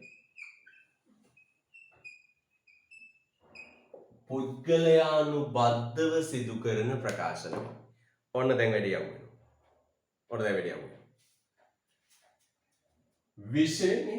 විෂයානුබද්ධව ප්‍රකාශනයක් කළොත් මොකද පුතේ? යථානුරූපී ප්‍රකාශනය. විෂයානුබද්ධව ප්‍රකාශනයක් කළොත් යථානුරූපී ප්‍රකාශනය. පුද්ගලයානුබද්ධව ප්‍රකාශනයක් කළොත් අභිමතානුරූපී ප්‍රකාශනය. එහෙනම් පුතේ ඇත්ත වශයෙන්ම අභිමතානුරූපී ප්‍රකාශනයක් කියන්නේ මේ වෙළඳ මේ රටේ සිද්ධ වෙන දේවල් පිළිබඳව තමන්ගේ පෞද්ගලික අදහස කිව්ව. ඒක යථානුරූපී ප්‍රකාශනය. කොහොමත් අපි දන්නෝනේ පුතේ. අභිමතය කියන්නේ මොකක්ද? අභිමතය කියන්නේ අදහස. අභිමතය කියන්නේ මොකක්ද? අදහස. තමන්ගේ කැමැත්ත. පැහැදිලිද? තමන්ගේ කැමැත්ත. එහෙනම් මතක තියාගන්න මොකක්ද? අභිමතය කියන්නේ තමන්ගේ කැමැත්ත, අදහස. එහෙනම් යම් දෙයක් පිළිබඳව තමන්ගේ අදහස ප්‍රකාශ කළොත් ඒක අභිමතානුරූපී ප්‍රකාශනයක්. අදහස. හරිද? මම උදාහරණයක් කියනවා. මම කියනවා ලංකාව දැන්වත් විදේශ ණය ගැනීම නවතාලිය යුතුය. පැහැදිලිද? ණය ගැනීම නවතාලිය යුතුය. තව ශ්‍රී ලංකාව ආනයන සීමා කළ යුතුය. මෝටර රථ ගෙන්වීමට අවසර ලබා දිය යුතුය. අන්න එහෙනම් පුතේ බලන්න හොඳට මේ පුද්ගලයන්ගේ පෞද්ගලික අදහස් තමයි මොකද කියන්නේ? අභිමතානුරූපී ප්‍රකාශන කියන්නේ. තොර බලන්න පුතේ හොඳට පුද්ගලයන්ගේ පෞද්ගලික අදහස් තමයි අභිමතානුරූපී ප්‍රකාශන කියන්නේ. හා නැත්නම් ඔව් අදහස්. යම් දෙයක තිසිත පැවතිය යුත්තේ කුමක්ද? සිදුවිය යුත්තේ කුමක්ද කියන එක පිළිබඳව මිනිස්සු තමන්ගේ පෞද්ගලික අදහස් ඉදිරිපත් කරනවා. පෞද්ගලික අදහස්. ඒවට කියනවා පුතේ අභිමතානුරූපී ප්‍රකාශන. පුතේ අභිමතානුරූපී ප්‍රකාශන කියන්නේ අදහස්නේ. අභිමතානුරූපී ප්‍රකාශන හඳුනගන්න අපේ භාෂාවෙන් පොඩි සහයෝගයක් හම්බ වෙනවා. ගොඩක් අභිමතානුරූපී ප්‍රකාශන 75ක් විතර අභිමතානුරූපී ප්‍රකාශන අවසානයේ යුතුය ඇත කියන වචනය සඳහන් වෙනවා. අපේ භාෂාවේ කියනොත් අපි අදහස් දක්වද්දී යුතුය ඇත කියන වචනේ වාක්‍ය අවසාන කරනවා. දැන් හැන්දෑවට දාන්නකො ටීවී එක. අපේ රටේ දහදුරා දේශපාලකයෝ ටික ඇවිල්ලා ඔව් ඉතින් අපි අදහස් ප්‍රකාශ කරනවා. අදහස් ප්‍රකාශ කරනවා. මොනවද කරන්නේ? අදහස් ප්‍රකාශ කරනවා. හරිද? right. දේශපාලකයෝ අදහස් ප්‍රකාශ කරනවා. right. අදහස් ප්‍රකාශ කරනවා. ඒ අදහස් වල තියෙන මොකක්ද දැන් ඔය බලන්න අපි හැන්දෑවට ඕන ටීවී එක දාලා ඕන සජිත් ප්‍රේමදාස මහත්තයා එනවා ටීවී එකට. එයා අදහස් ප්‍රකාශ කරනවා. කොහොමද අදහස් ප්‍රකාශ කරන්නේ? හොඳට බලන්න. අදහස් නේ. එයා කියනවා තේගොයින්ට වහා මේ සහනාධාර ලබා දිය යුතුයි. කාබනික පොහොර ආනයනය නතර කළ යුතුයි. මේ ආණ්ඩුව ගෙදර යා යුතුයි. නේ? ජනතාවගේ දුක හඳුනාගත යුතුයි. එහෙම කියලා අදහස් කියන. ගොඩක් අදහස් ඉවර කරන්නේ යුතුය කියන වචනේ දාලා. ඉස්කෝලේ ගියාම ප්‍රින්සිපල් බලන්න. ප්‍රින්සිපල් උදේ රැස්වීම අමතරවනේ. ගොඩක් අදහස් දක්වන්නේ. දැන් ප්‍රින්සිපල්ට කියන උදේ රැස්වීම අමතන්න. අර එනවුන්ස් කරන මේ දරුවා කියන මේ අපේ ඉස්කෝලේ මහා නියමුවා, අපේ ඉස්කෝලේ මහා රුක්ෂය, අපේ ඉස්කෝලේට අධිග්‍රහිත දේවතාවා, අපේ ඉස්කෝලේ මහා නියමුවා, යාත්‍රිකයා, ගෝත්‍රිකයා, පදිකයා එහෙම කියලා නම් වෙන වර්ණනාවක් දාලා කියනවා. ප්‍රින්සිපල්ට මේ අවස්ථාවේ අමතන්න දෙනවා. ප්‍රින්සිපල් එනවා. පටන් ගන්නවා. මොකද කියන්නේ? සියලු ළමයි උදේ 7යි වෙද්දී පාසලට ආ යුතුයි. වේලාසනින් බැහැර නොයා යුතුයි. විභාගයට සූදානම් විය යුතුයි. අනවශ්‍ය ප්‍රේම සම්බන්ධතා සියල්ල නවතාලිය යුතුයි. හා නැද්ද? අන්න. පැහැදිලිද? right. එහෙනම් පුතේ අග තියෙන යුතුයි. හැබැයි යුතුය කියලා අග නැති ඒවත් ඕන තරම් තියෙනවා. පුංචි සපෝට් එකක් විතරයි තියෙන්නේ. සම්පත් බෙදියාම අසාධාරණ වේ.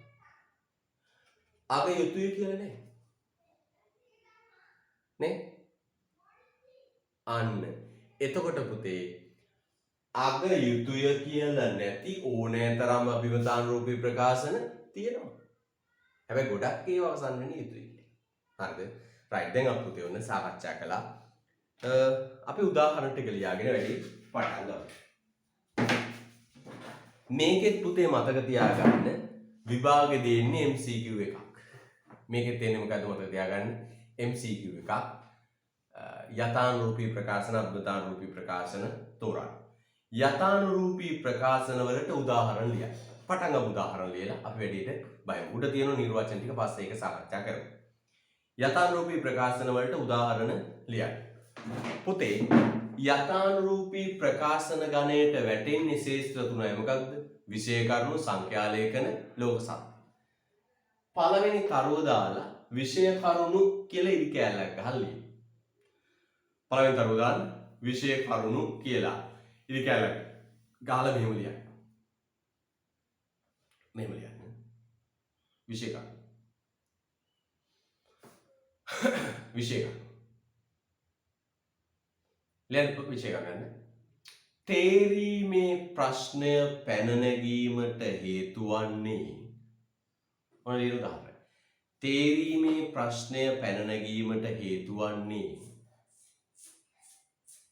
ප්‍රශ්නය පැන නැගීමට හේතු වන්නේ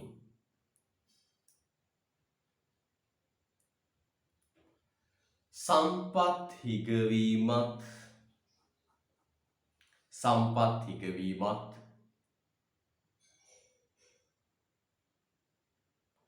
සම්පත් හිගවීමත්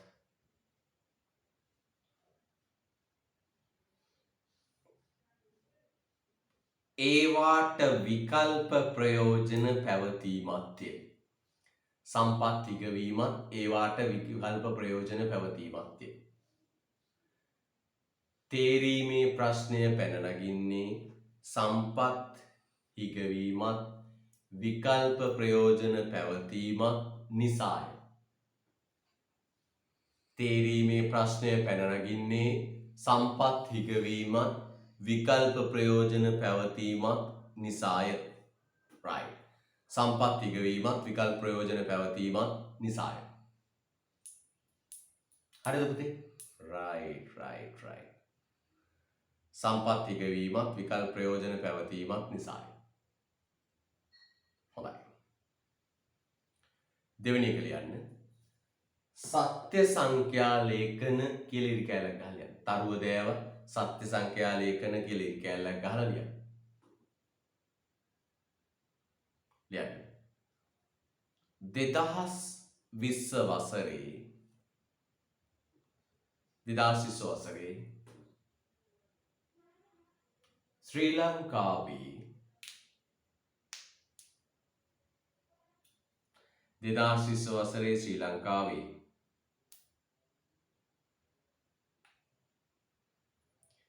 සමස්ත අයවැය හිගය 2020 වසරේ ශ්‍රී ලංකාවේ සමස්ත අයවැය හිගය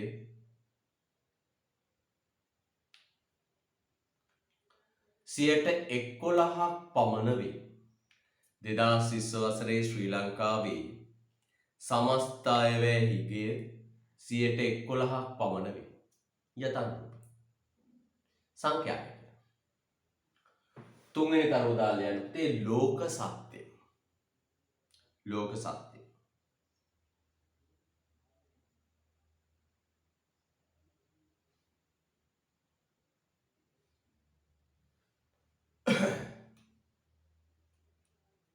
ලෝක සත්‍ය. ලියන්න ඉස්සරහින්.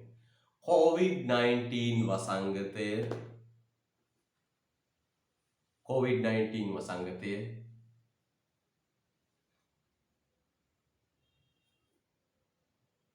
බොහෝ රටවල COVID-19 වසංගතය බොහෝ රටවල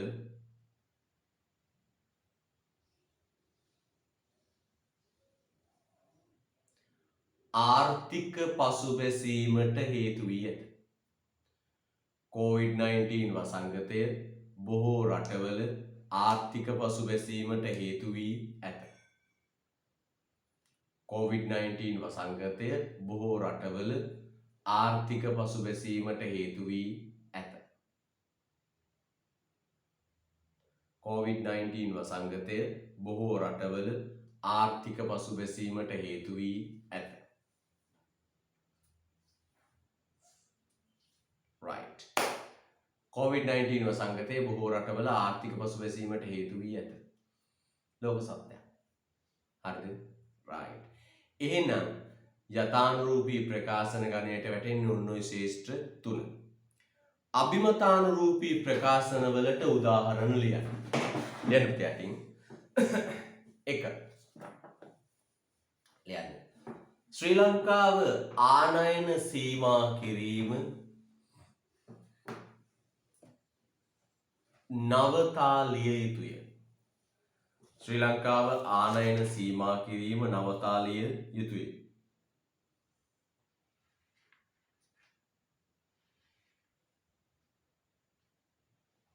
ශ්‍රී ලංකාව ආනයන සීමා කිරීම නවතාලිය යුතුය.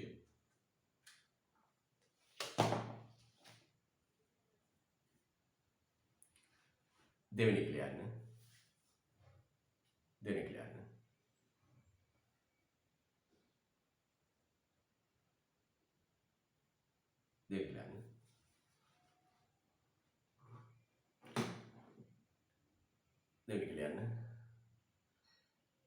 ශ්‍රී ලංකාව ණය අර්බුදයෙන් මිදීමට ශ්‍රී ලංකාව ණය අර්බුදයෙන් මිදීමට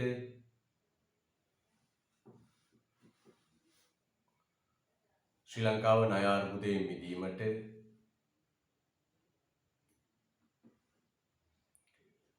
විදේශ ණය ප්‍රතිව්‍යුහගතකරණයක්. විදේශ ණය ප්‍රතිව්‍යුහගතකරණයක්. විදේශ ණය ප්‍රතිව්‍යුහගතකරණයක් සිදු කළ යුතුය. විදේශ ණය ප්‍රතිව්‍යුහගතකරණයක් සිදු කළ යුතුය. විදේශ ණය ප්‍රතිව්‍යුහගතකරණයක් සිදු කළ යුතුය. හරිද? right. ඊළඟට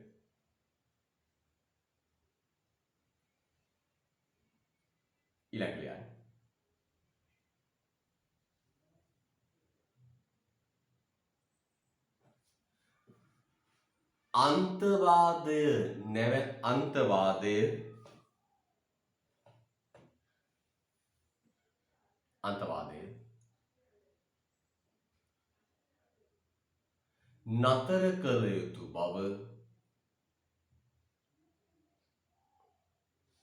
අන්තවාදය නතර කළ යුතු බව ආගමික සංවිධාන පෙන්වා දෙයි. අන්තවාදය නතර කළ යුතු බව ආගමික සංවිධාන පෙන්වා දෙයි. right. මේ බලන්න පුතේ. අන්තවාදය නතර කළ යුතු බවට ආගමික සංවිධාන පෙන්වා දෙයි. ඕක පුතේ අභිමතානුරූපී ප්‍රකාශය. ඔය විවිධය පෙන්වා දෙනවනේ. විවිධය පෙන්වා දෙනවා. පාර්ලිමේන්තුවේදී මන්ත්‍රීවරු පෙන්වා දෙනවා, සංවිධාන පෙන්වලා දෙනවා. කවුරු හරි කට්ටියක් පෙන්වා දීමක් කරනවා. යම් දෙයක් ගැන අදහස් පළ කිරීමක් කරනවා නම් ඒක යථානුරූපී අභිමතානුරූපී ප්‍රකාශනයක්. කවුරු හරි සෙට් එකක් ඔය විවිධ සංවිධාන වෙන්න පුළුවන්, පාර්ලිමේන්තු මන්ත්‍රීවරයෙක් වෙන්න පුළුවන්, මොනවා හරි දෙයක් පෙන්වා දීමක් කරනවා. ඒක කෙලින්ම අභිමතානුරූපී ප්‍රකාශනයක්. අපිට උදාහරණ වල හම්බ වෙනවා. ඊළඟට යන්න. සම්පත් බෙදී යාම අසාධාරණ වේ. ඔන්න තවත් අභිමතානුරූපී ප්‍රකාශනයක්. සම්පත් බෙදී යාම අසාධාරණ වේ. හොඳයි. දැන් මම අහනවා පුතාගේ මෙන්න මේ.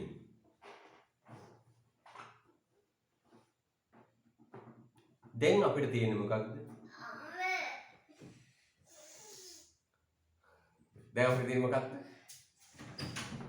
යථානුරූපී ප්‍රකාශන, අභිමතානුරූපී ප්‍රකාශන කියලා ප්‍රකාශන ටික දුන්නට පස්සේ අපිට හැකියාව තියෙන්න ඕන යථානුරූපී ඒවයි අභිමතානුරූපී ඒවයි වෙන් කරගන්න. යථානුරූපී කියන්නේ විෂයානුබද්ධයි, අභිමතානුරූපී කියන්නේ පුද්ගලයන්ගේ අදහස්. පුද්ගලයානුබද්ධයි. අදහසක්ද විෂය කරුණක්ද කියලායි බලන්න ඕනේ. දැන් අපි උදේ අභ්‍යාස වලට යමු. 16 පිටුවේ 3-1 කරන් 16 පිටුව 3-1 ටිකක් ගැඹුරු කරුණු දීලා තියෙන අර තීරි පන්ති වගේ නෙවෙයි. 16 පිටුවේ 3-1 කරමු. හොඳට හිතන්න. අදහසක්ද විෂය කරුණක්ද? කොටස් 6ක් තියෙනු කරමු.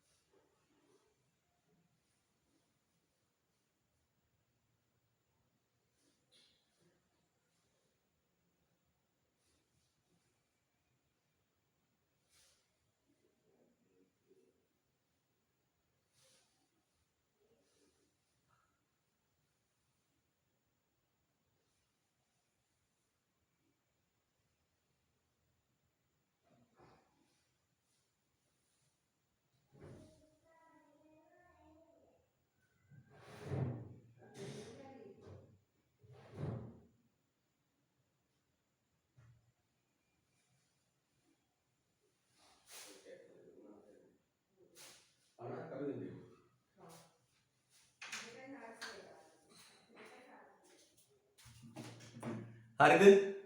බලමු. එකින් එක අරන් බලමු.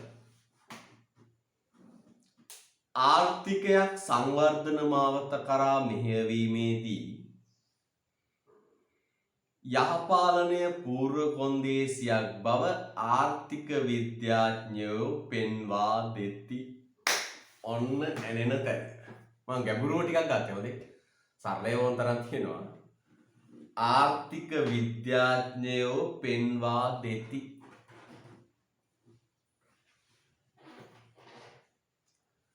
අභිමතානුරූපීද යථානුරූපීද?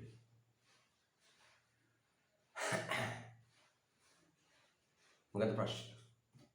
දම්බල පැහැදිලියක්. යථාද අභිමතාද? යථාද අභිමතාද?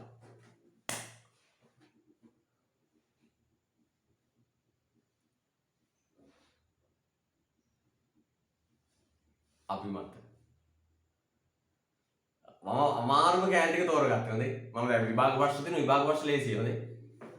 විභාග ප්‍රශ්න ලේසියි. මේ අමාරුම ටිකක් මම දාගත්ත පුතාට වඩා හොඳක් දෙකේ මතේ. අභිමත.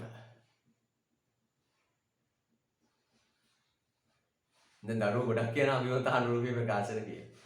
පුතේ ඕක යථානුරූපී ප්‍රකාශනයක්. දැන් ඔබ කලබල වෙන්න බලා එක සැරේට. යථානුරූපී. ඔව් පුතේ. මේ පෙන්නලා දෙන්නේ පාර්ලිමේන්තුවේ മന്ത്രിවරයෙක් නෙවෙයි. මේ පෙන්නලා දෙන්නේ සංවිධානයක අයිතිකාරයෙක් නෙවෙයි. මේ පෙන්නලා දෙන්නේ නිකම් මිනිහෙක් නෙවෙයි. මේ පෙන්නලා දෙන්නේ කවුද පුතේ? හයිලයිට් කරන්න. ආර්ථික විද්‍යාඥයෝ. තේරුණාද? මේ පෙන්නලා දෙන්නේ මක්කුන්ද? ආර්ථික විද්‍යාඥයෝ. මං අහන පුතාගෙන් ආර්ථික විද්‍යාඥයෝ ඉදිරිපත් කරන්නේ මොන කරුණුද? විෂය කරුණු. යථානුරූපී ප්‍රකාශනයක්. යථානුරූපී ප්‍රකාශනයක්. වරහන් ඇතුළේ යන්න. ආර්ථික විද්‍යාඥයින් පෙන්වා දෙන්නේ විෂය කරුණු. ආර්ථික විද්‍යාඥයින් පෙන්වා දෙන්නේ විෂය කරුණු වේ. හොඳට පටල ගන්න එපා පුතේ. මම මේ පැටර්න් දැන් රිවිෂන් තියරි පන්ති මෙච්චර අපි නිකන් මේ වගේ සංකීර්ණ දේවල් ගත්තේ නෑනේ. රිවිෂන් එකට ඇවිල්ලා සංකීර්ණ දේවල්. මම මෙහෙම අහනවා. ගුරුවරුන්ගේ වැටුප් වැඩ කළ යුතු බවට ජෝසප් ස්ටාලින් මහතා පෙන්වා දෙයි. මොකද්ද මම ගත්ත මාන එක? ගුරුවරුන්ගේ වැටුප් වැඩ කළ යුතු බවට ජෝසප් ස්ටාලින් මහතා පෙන්වා දෙයි. ඒක මොකක්ද? අභිමතානුරූපී ප්‍රකාශනය. හැබැයි මෙතන මේක පෙන්නලා දෙන්නේ කවුද පුතේ? ආර්ථික විද්‍යාඥයෝ. ඒතර ආර්ථික විද්‍යාඥයෝ පෙන්නලා දෙන්නේ යා ආර්ථික විද්‍යාඥයෙක්නේ. ඒ ආර්ථික විද්‍යාඥයෝ පෙන්නලා දෙන දේවල් තමයි පුතේ විෂය කරුණු වෙන්නේ. නේද? අපි මේ ඉගෙන ගන්න ඇඩම් ස්මිත්ගේ ඉඳලා ඇල්ෆ්‍රෙඩ් marshal, Lionel Robbins, John මෙනාඩ් කෙන්ස්, Lionel Robbins වගේ අය පෙන්වලා දීපු විෂය කරුණු. ඒ අය පෙන්වලා දෙන්නේ පුතේ න්‍යාය විෂය කරුණු. දැන් තේරුණාද අභිමතානුරූපී ප්‍රකාශන කියපු දරුවන්ට? ඕක පුතේ වෙනස් උනේ කවුරු පෙන්වලා දීපු නිසාද? පුතා හරි පුතේ. පුතාට උගන්න ගන්න මොකක්ද? ආර්ථික විද්‍යාඥයෝ පෙන්වලා දෙන්නේ විෂය කරුණු. එහෙනම් පළවෙනි එක පුතේ යථානුරූපී ප්‍රකාශනය. හයිලයිට් කරන්න ආර්ථික විද්‍යාඥයෝ කියන වචනේ. ඊළඟ දෙවෙනි උසස් පෙළ සමත්වන සෑම ශිෂ්‍යයෙකුටම විශ්වවිද්‍යාල අධ්‍යාපනයේ නොමිලේ ලබා දිය යුතු බව අවධාරණය කිරීම. අභිමතානුරූපී ප්‍රකාශනය. පුද්ගලයෝ ටිකගේ අදහස්. උසස් පෙළ පාස් වන හැම එකාටම විශ්වවිද්‍යාල. ඒතර පුතේ උසස් පෙළ පාස් වන හැම එකාම විශ්වවිද්‍යාල ගියාම හරිද? අනෙකුත් රැකියාවලට මොකද වෙන්නේ? එතකොට උපාධිය කියන එක හැමෝටම තියෙන එකක්. ඒක දැන් ගණන් ගන්න හත පහකට ඉන්නවා. මේක මේ තනිකර පුද්ගලයෙක්ගේ මොන අදහසක්ද පුතේ? පෞද්ගලික අදහසක්. අභිමතානුරූපී ප්‍රකාශන. තුන්වෙනි එක ගෘහ සේවය සඳහා කාන්තාවන් යැවීම තහනම් කළ යුතු බව කාන්තා සංවිධානය හඬ නගයි. මට කියන්න කෙලිම ඕන ප්‍රකාශනයක්. මොන ප්‍රකාශනයක්ද? අභිමතාලෝපී. තේරුණාද? මේ කාන්තා සංවිධානය. කාන්තා සංවිධානයේ ඉන්නේ ආර්ථික විද්‍යාඥයෝද? නෑ. මොකෙක් හරි මක්කාරේ කාන්තාව ටිකක්. ඒ අය අදහස් පළ කරනවා. අපේ කාන්තාව විදේශගත වෙලා දුක් විඳිනවා. විවිධ අඩත්තේට්ටම් වලට ලක් වෙනවා. ඒ නිසා කාන්තාවන් විදේශගත කළ යුතු බව නතර කළ යුතුයි. හැබැයි පුතේ අපේ රටට මහ විශාල විදේශ විනිමය ප්‍රමාණයක් ගේන්නේ විදේශගත කාන්තාව. විදේශ රැකියාව. කෙනෙක් කියන්න පුළුවන්. ඒතර කාන්තාව විදේශ යන එක නැවැත්තුවම කවුද රට ඩොලර් ගේන රට? විදේශ විනිමය හම්බ කරන්න ඕනේ. මේ රටේ රැකියා ප්‍රශ්නයට විසඳුමක් තමයි රට යන්නේ. පුතා දකින්න තියෙන්නේ මේ දවස්වල අර කොළඹ පාස්පෝර්ට් හදන්න මහ විශාල සෙනඟක් ඉන්නවා. ඇයි?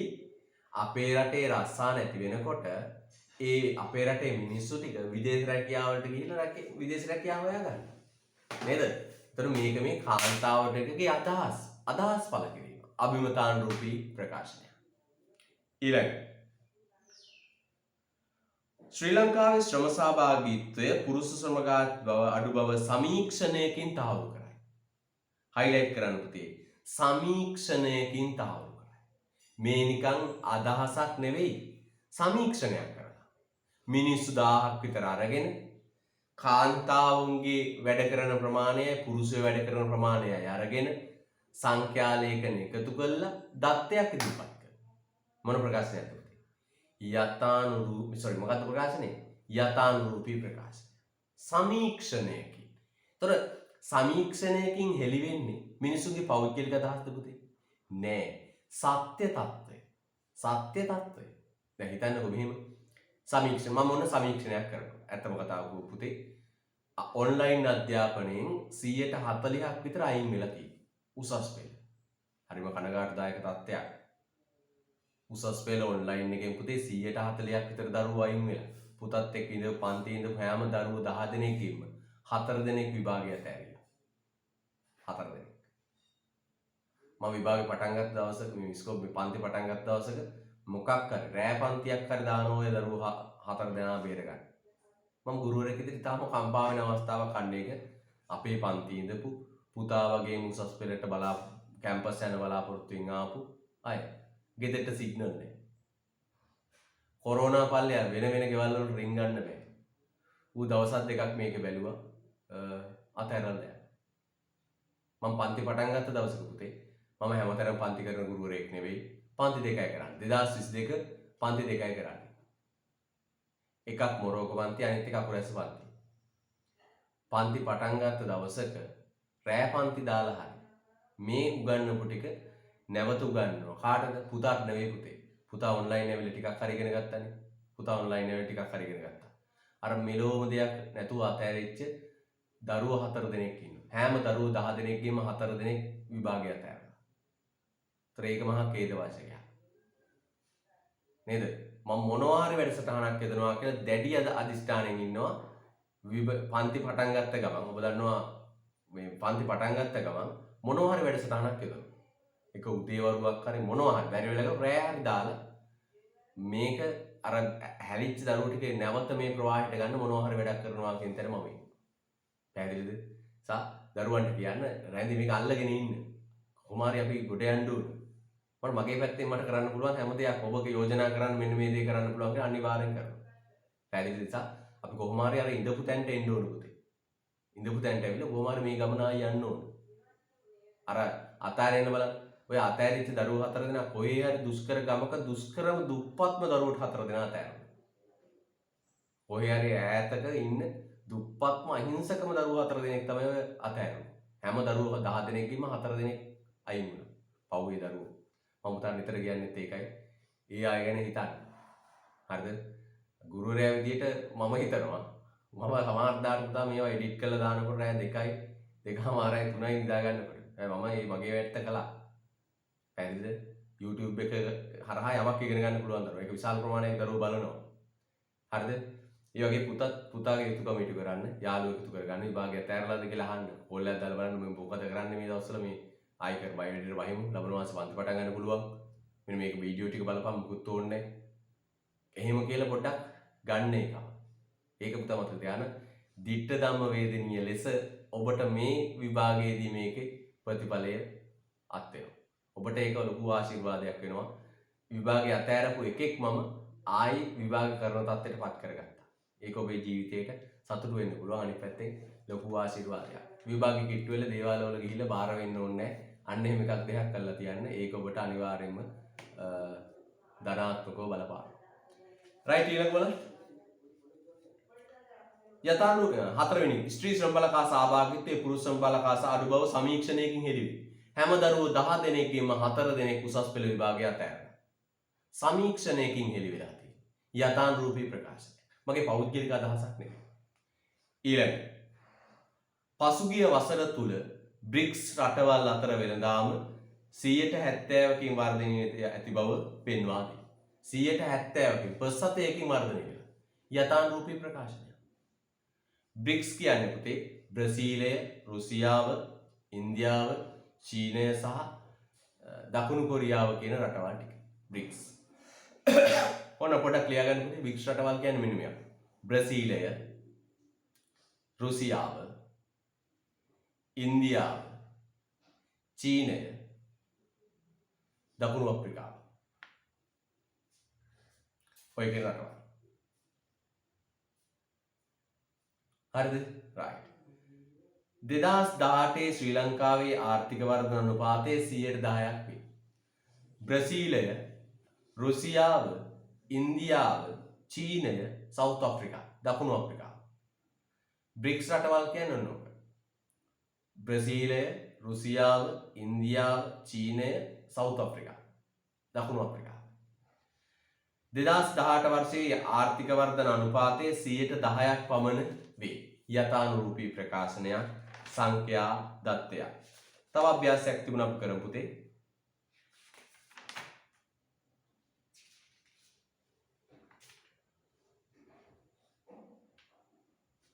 යා 24 පිටුව රෝමන් අංක 3. 24 පිටුව රෝමන් අංක 3. පෙළන්තේ 24 පිටුව රෝමන් අංක 3. කරන්න. යථානුරූපීද අභිමතානුරූපීද කියලා. 24 පිටුව රෝමන් අංක 3.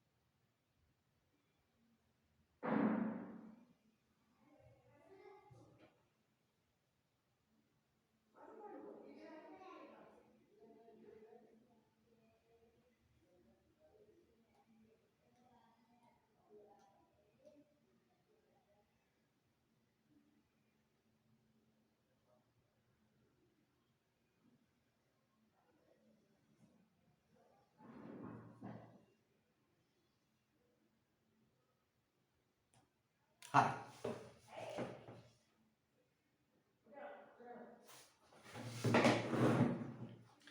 පළවෙනි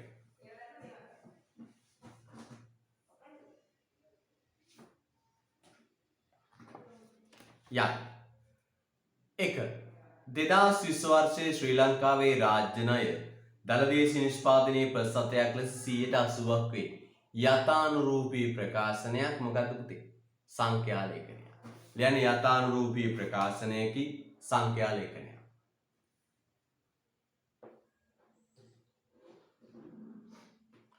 දෙවෙනි එක ශ්‍රී ලංකා රජයේ දුම්රිය සේවකයන්ගේ සාධාරණ වැටුප් පිළිම ඉටු කළ යුතුය. යුතුය කියන එක highlight කරන්න. අභිමතානුරූපී ප්‍රකාශනය. යුතුය කියන එක highlight කරන්න. අභිමතානුරූපී ප්‍රකාශනය. ශ්‍රී ලංකා රජයේ දුම්රිය සේවකයන්ගේ සාධාරණ වැටුප් පිළිම ඉටු කළ යුතුය. අභිමතාන අදහසක් නේද? තුන්වෙනි එක දිලිඳු හිතකාමී ආර්ථික වෘද්ධි ප්‍රතිපත්ති මාලාවක් මගින් දිලිඳුකම අඩු කර බැවි ආර්ථික විද්‍යාඥයින් පෙන්වා දෙයි. මම පුතාට කිව්වා ආර්ථික විද්‍යාඥයෝ පෙන්වලා දෙන්නේ විෂය කරුණු යථානුරූපී ප්‍රකාශන. කලින්තෝ කවුරුනේ ආර්ථික විද්‍යාඥයෝ පෙන්වලා දෙන්නේ යථානුරූපී ප්‍රකාශන. ඇත්තනේ ආර්ථික විද්‍යාඥයෝ පෙන්වලා දෙන්නේ එයයි විද්‍යාඥයෝ විෂය කරුණු තමයි න්‍යායන් තමයි පෙන්වලා දෙන්නේ. ඊළඟ ශ්‍රී ලංකාවේ කාර්යක්ෂම රාජ්‍ය සේවය පෞද්ගලික අකාර්යක්ෂම ශ්‍රී ලංකාවේ කාර්යක්ෂම රාජ්‍ය සේවයන් පෞද්ගලීකරණය කළ යුතුය. යුතුය කියලා highlight කරන අභිමතානුරූපී ප්‍රකාශනය. පුද්ගලයන්ගේ අදහස්. ඒ කියන්නේ මේ අකාර්යක්ෂම කාර්යක්ෂම කියලා කිය මේවා පෞද්ගලීකරණය කළ යුතුයි කියලා එහෙම අදහසක් කියනවා. පස්වෙනි සම්පත් වලට කිසිදු හානියක් සිදු නොවන ආකාරයට ආර්ථික සංවර්ධන ක්‍රියාවලිය පවත්වා ගත යුතුයි. යුතුය කියලා highlight කරන්න. පුද්ගලයේ පෞද්ගල අදහසක්. පුතේ සම්පත් වලට හානි නොවෙන්න සංවර්ධන ක්‍රියාවලියක් පවත්වා ගන්න බෑ. මේක මේ මිනිහෙක්ගේ පෞද්ගලික අදහසක්. පොළව කොටන්න නැතුව වගා කරන්න බෑ. කර්මාන්තශාලාවේ දුම් පිට වෙන්නේ නැතුව, කැලිකසල පිට කරන්න නැතුව කරන්න පුළුවන් නිෂ්පාදන කටයුත්තක් නෑ. මේව තනිකර පුද්ගලයන්ගේ පෞද්ගලික අදහස්. නේද? පහ අභිමතානුරූපී ප්‍රකාශනය. 6. ආර්ථික විද්‍යාඥයෝ ස්වාභාවික සම්පත් ප්‍රතිස්ථාපනය කළ හැකි සම්පත් ප්‍රතිස්ථාපනය කළ නොහැකි සම්පත් ලෙස වර්ග කළ හැකිය. යථානුරූපී ප්‍රකාශනය.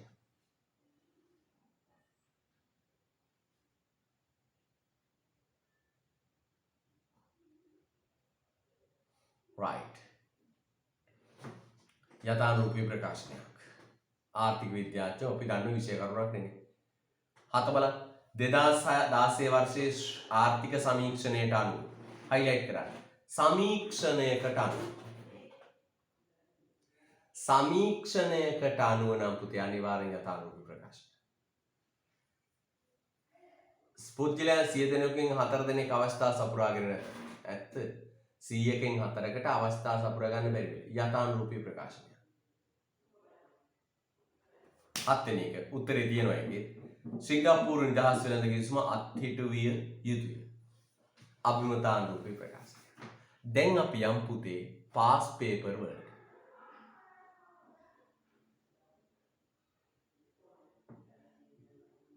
අපි යනවා පාස් පේපර් වලට. එන්න 39 පිටුවේ පැත්තට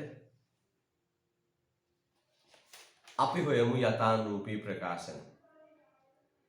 40 පිටුව 6 ප්‍රශ්නය. ටක් ගාලා උත්තරේ ගහලා මෙසේජ් කරන්න. 40 පිටුව 6 ප්‍රශ්නය. 2019. 40 පිටුව 6 ප්‍රශ්නය. ටක් ගාලා උත්තරේ මෙසේජ් කරන්න. පුරුදු වෙන්න ඕනේ.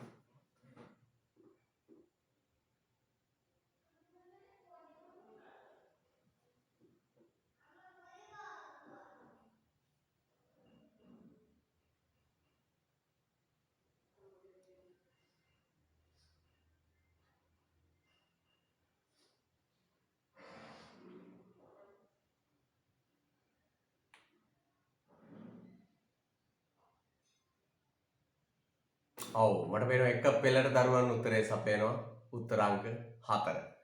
නිවාස හිමිය ණය කරන ගෙවල් කුලී රජය විසින් පාලනය කළ යුතුය. යුතුය කියන වචනේ highlight කරන්න අදහසක් නේ. අදහස.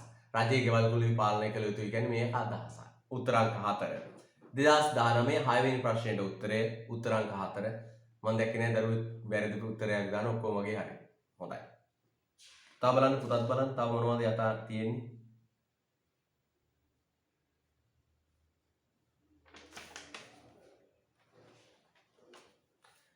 18 වෙනි ප්‍රශ්නය. 18 වෙනි ප්‍රශ්නය.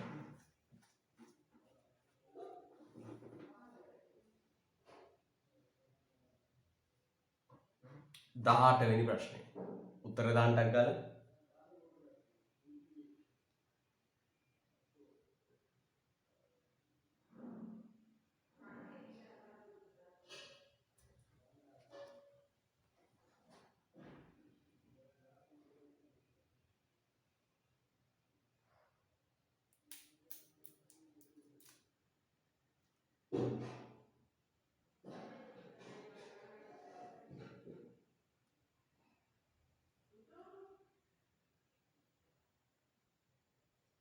right.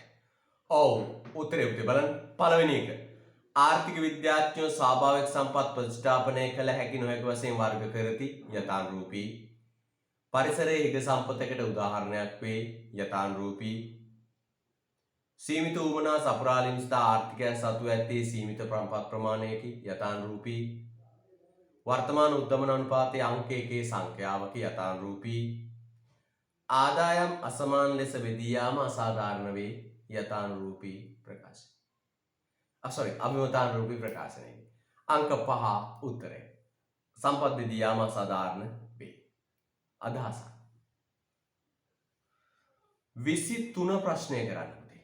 ප්‍රශ්න අංක 23.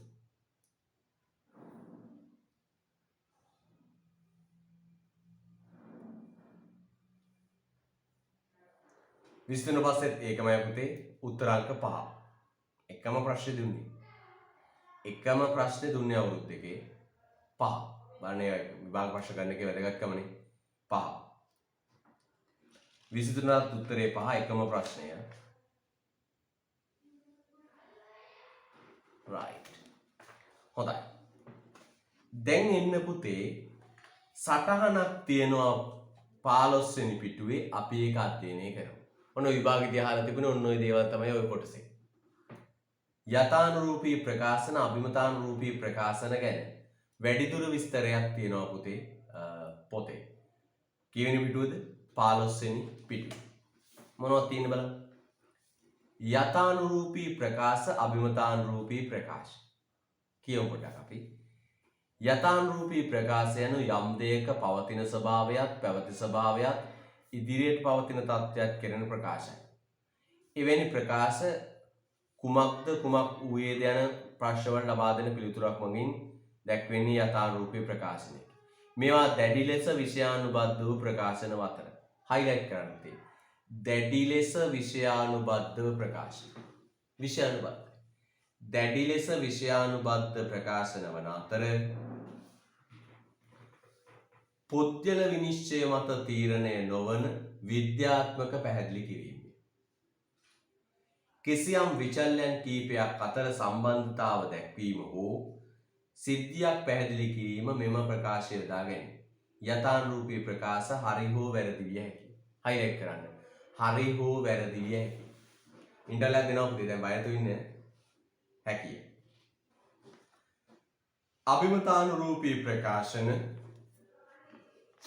යම් දෙයක පැවතිය යුතු ස්වභාවය කුමක්ද සිදුවිය යුත්තේ කුමක්ද යන්න පිළිබඳව කරන ප්‍රකාශනයි. මේවා කුමක් සිදුවිය යුතුද යන ප්‍රශ්නයට පිළිතුරු යොමු වේ. මෙම ප්‍රකාශ දැඩි ලෙස ආත්මගත වූයේ වාගේ. highlight කරන්න පුතේ ආත්මගත වූයේ වාගේ. ආත්මගත කියන වචනයට උඩින් ලියන්න පුද්ගලයානුබද්ධ.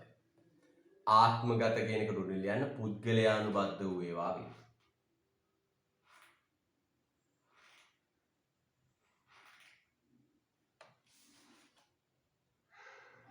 හරිද? කුමක් විය යුතුද යන ප්‍රශ්නයට දෙන පිළිතුර කුමක්ද? ඊට පස්සේ කියනවා පුතේ මේවා දැඩි ලෙස ආත්මගත වූ පුද්ගලයානුබද්ධ වූ ප්‍රකාශන වේ. අදාළ පුද්ගලයාගේ දර්ශනය ආගමේ තත්ත්වය වැනි සාරධර්ම මත මෙම ප්‍රකාශය දැක්වේ. මෙවැනි ප්‍රකාශ කිසියම් අයෙකු විසින් සිදු කරනු ලැබීමට කැමති දේවල්. කැමති දේවල් හයිලයිට් කරන්න. කැමති දේවල්. එනම් ඔහු හොඳ හෝ නරක වශයෙන් විශ්වාස කරන දේවල්. මෙම ප්‍රකාශ කිසිසේත්ම පරීක්ෂාවට භාජනය කළ නොහැකියි. හරිද? right. යා. ඔන්න තියෙනවා.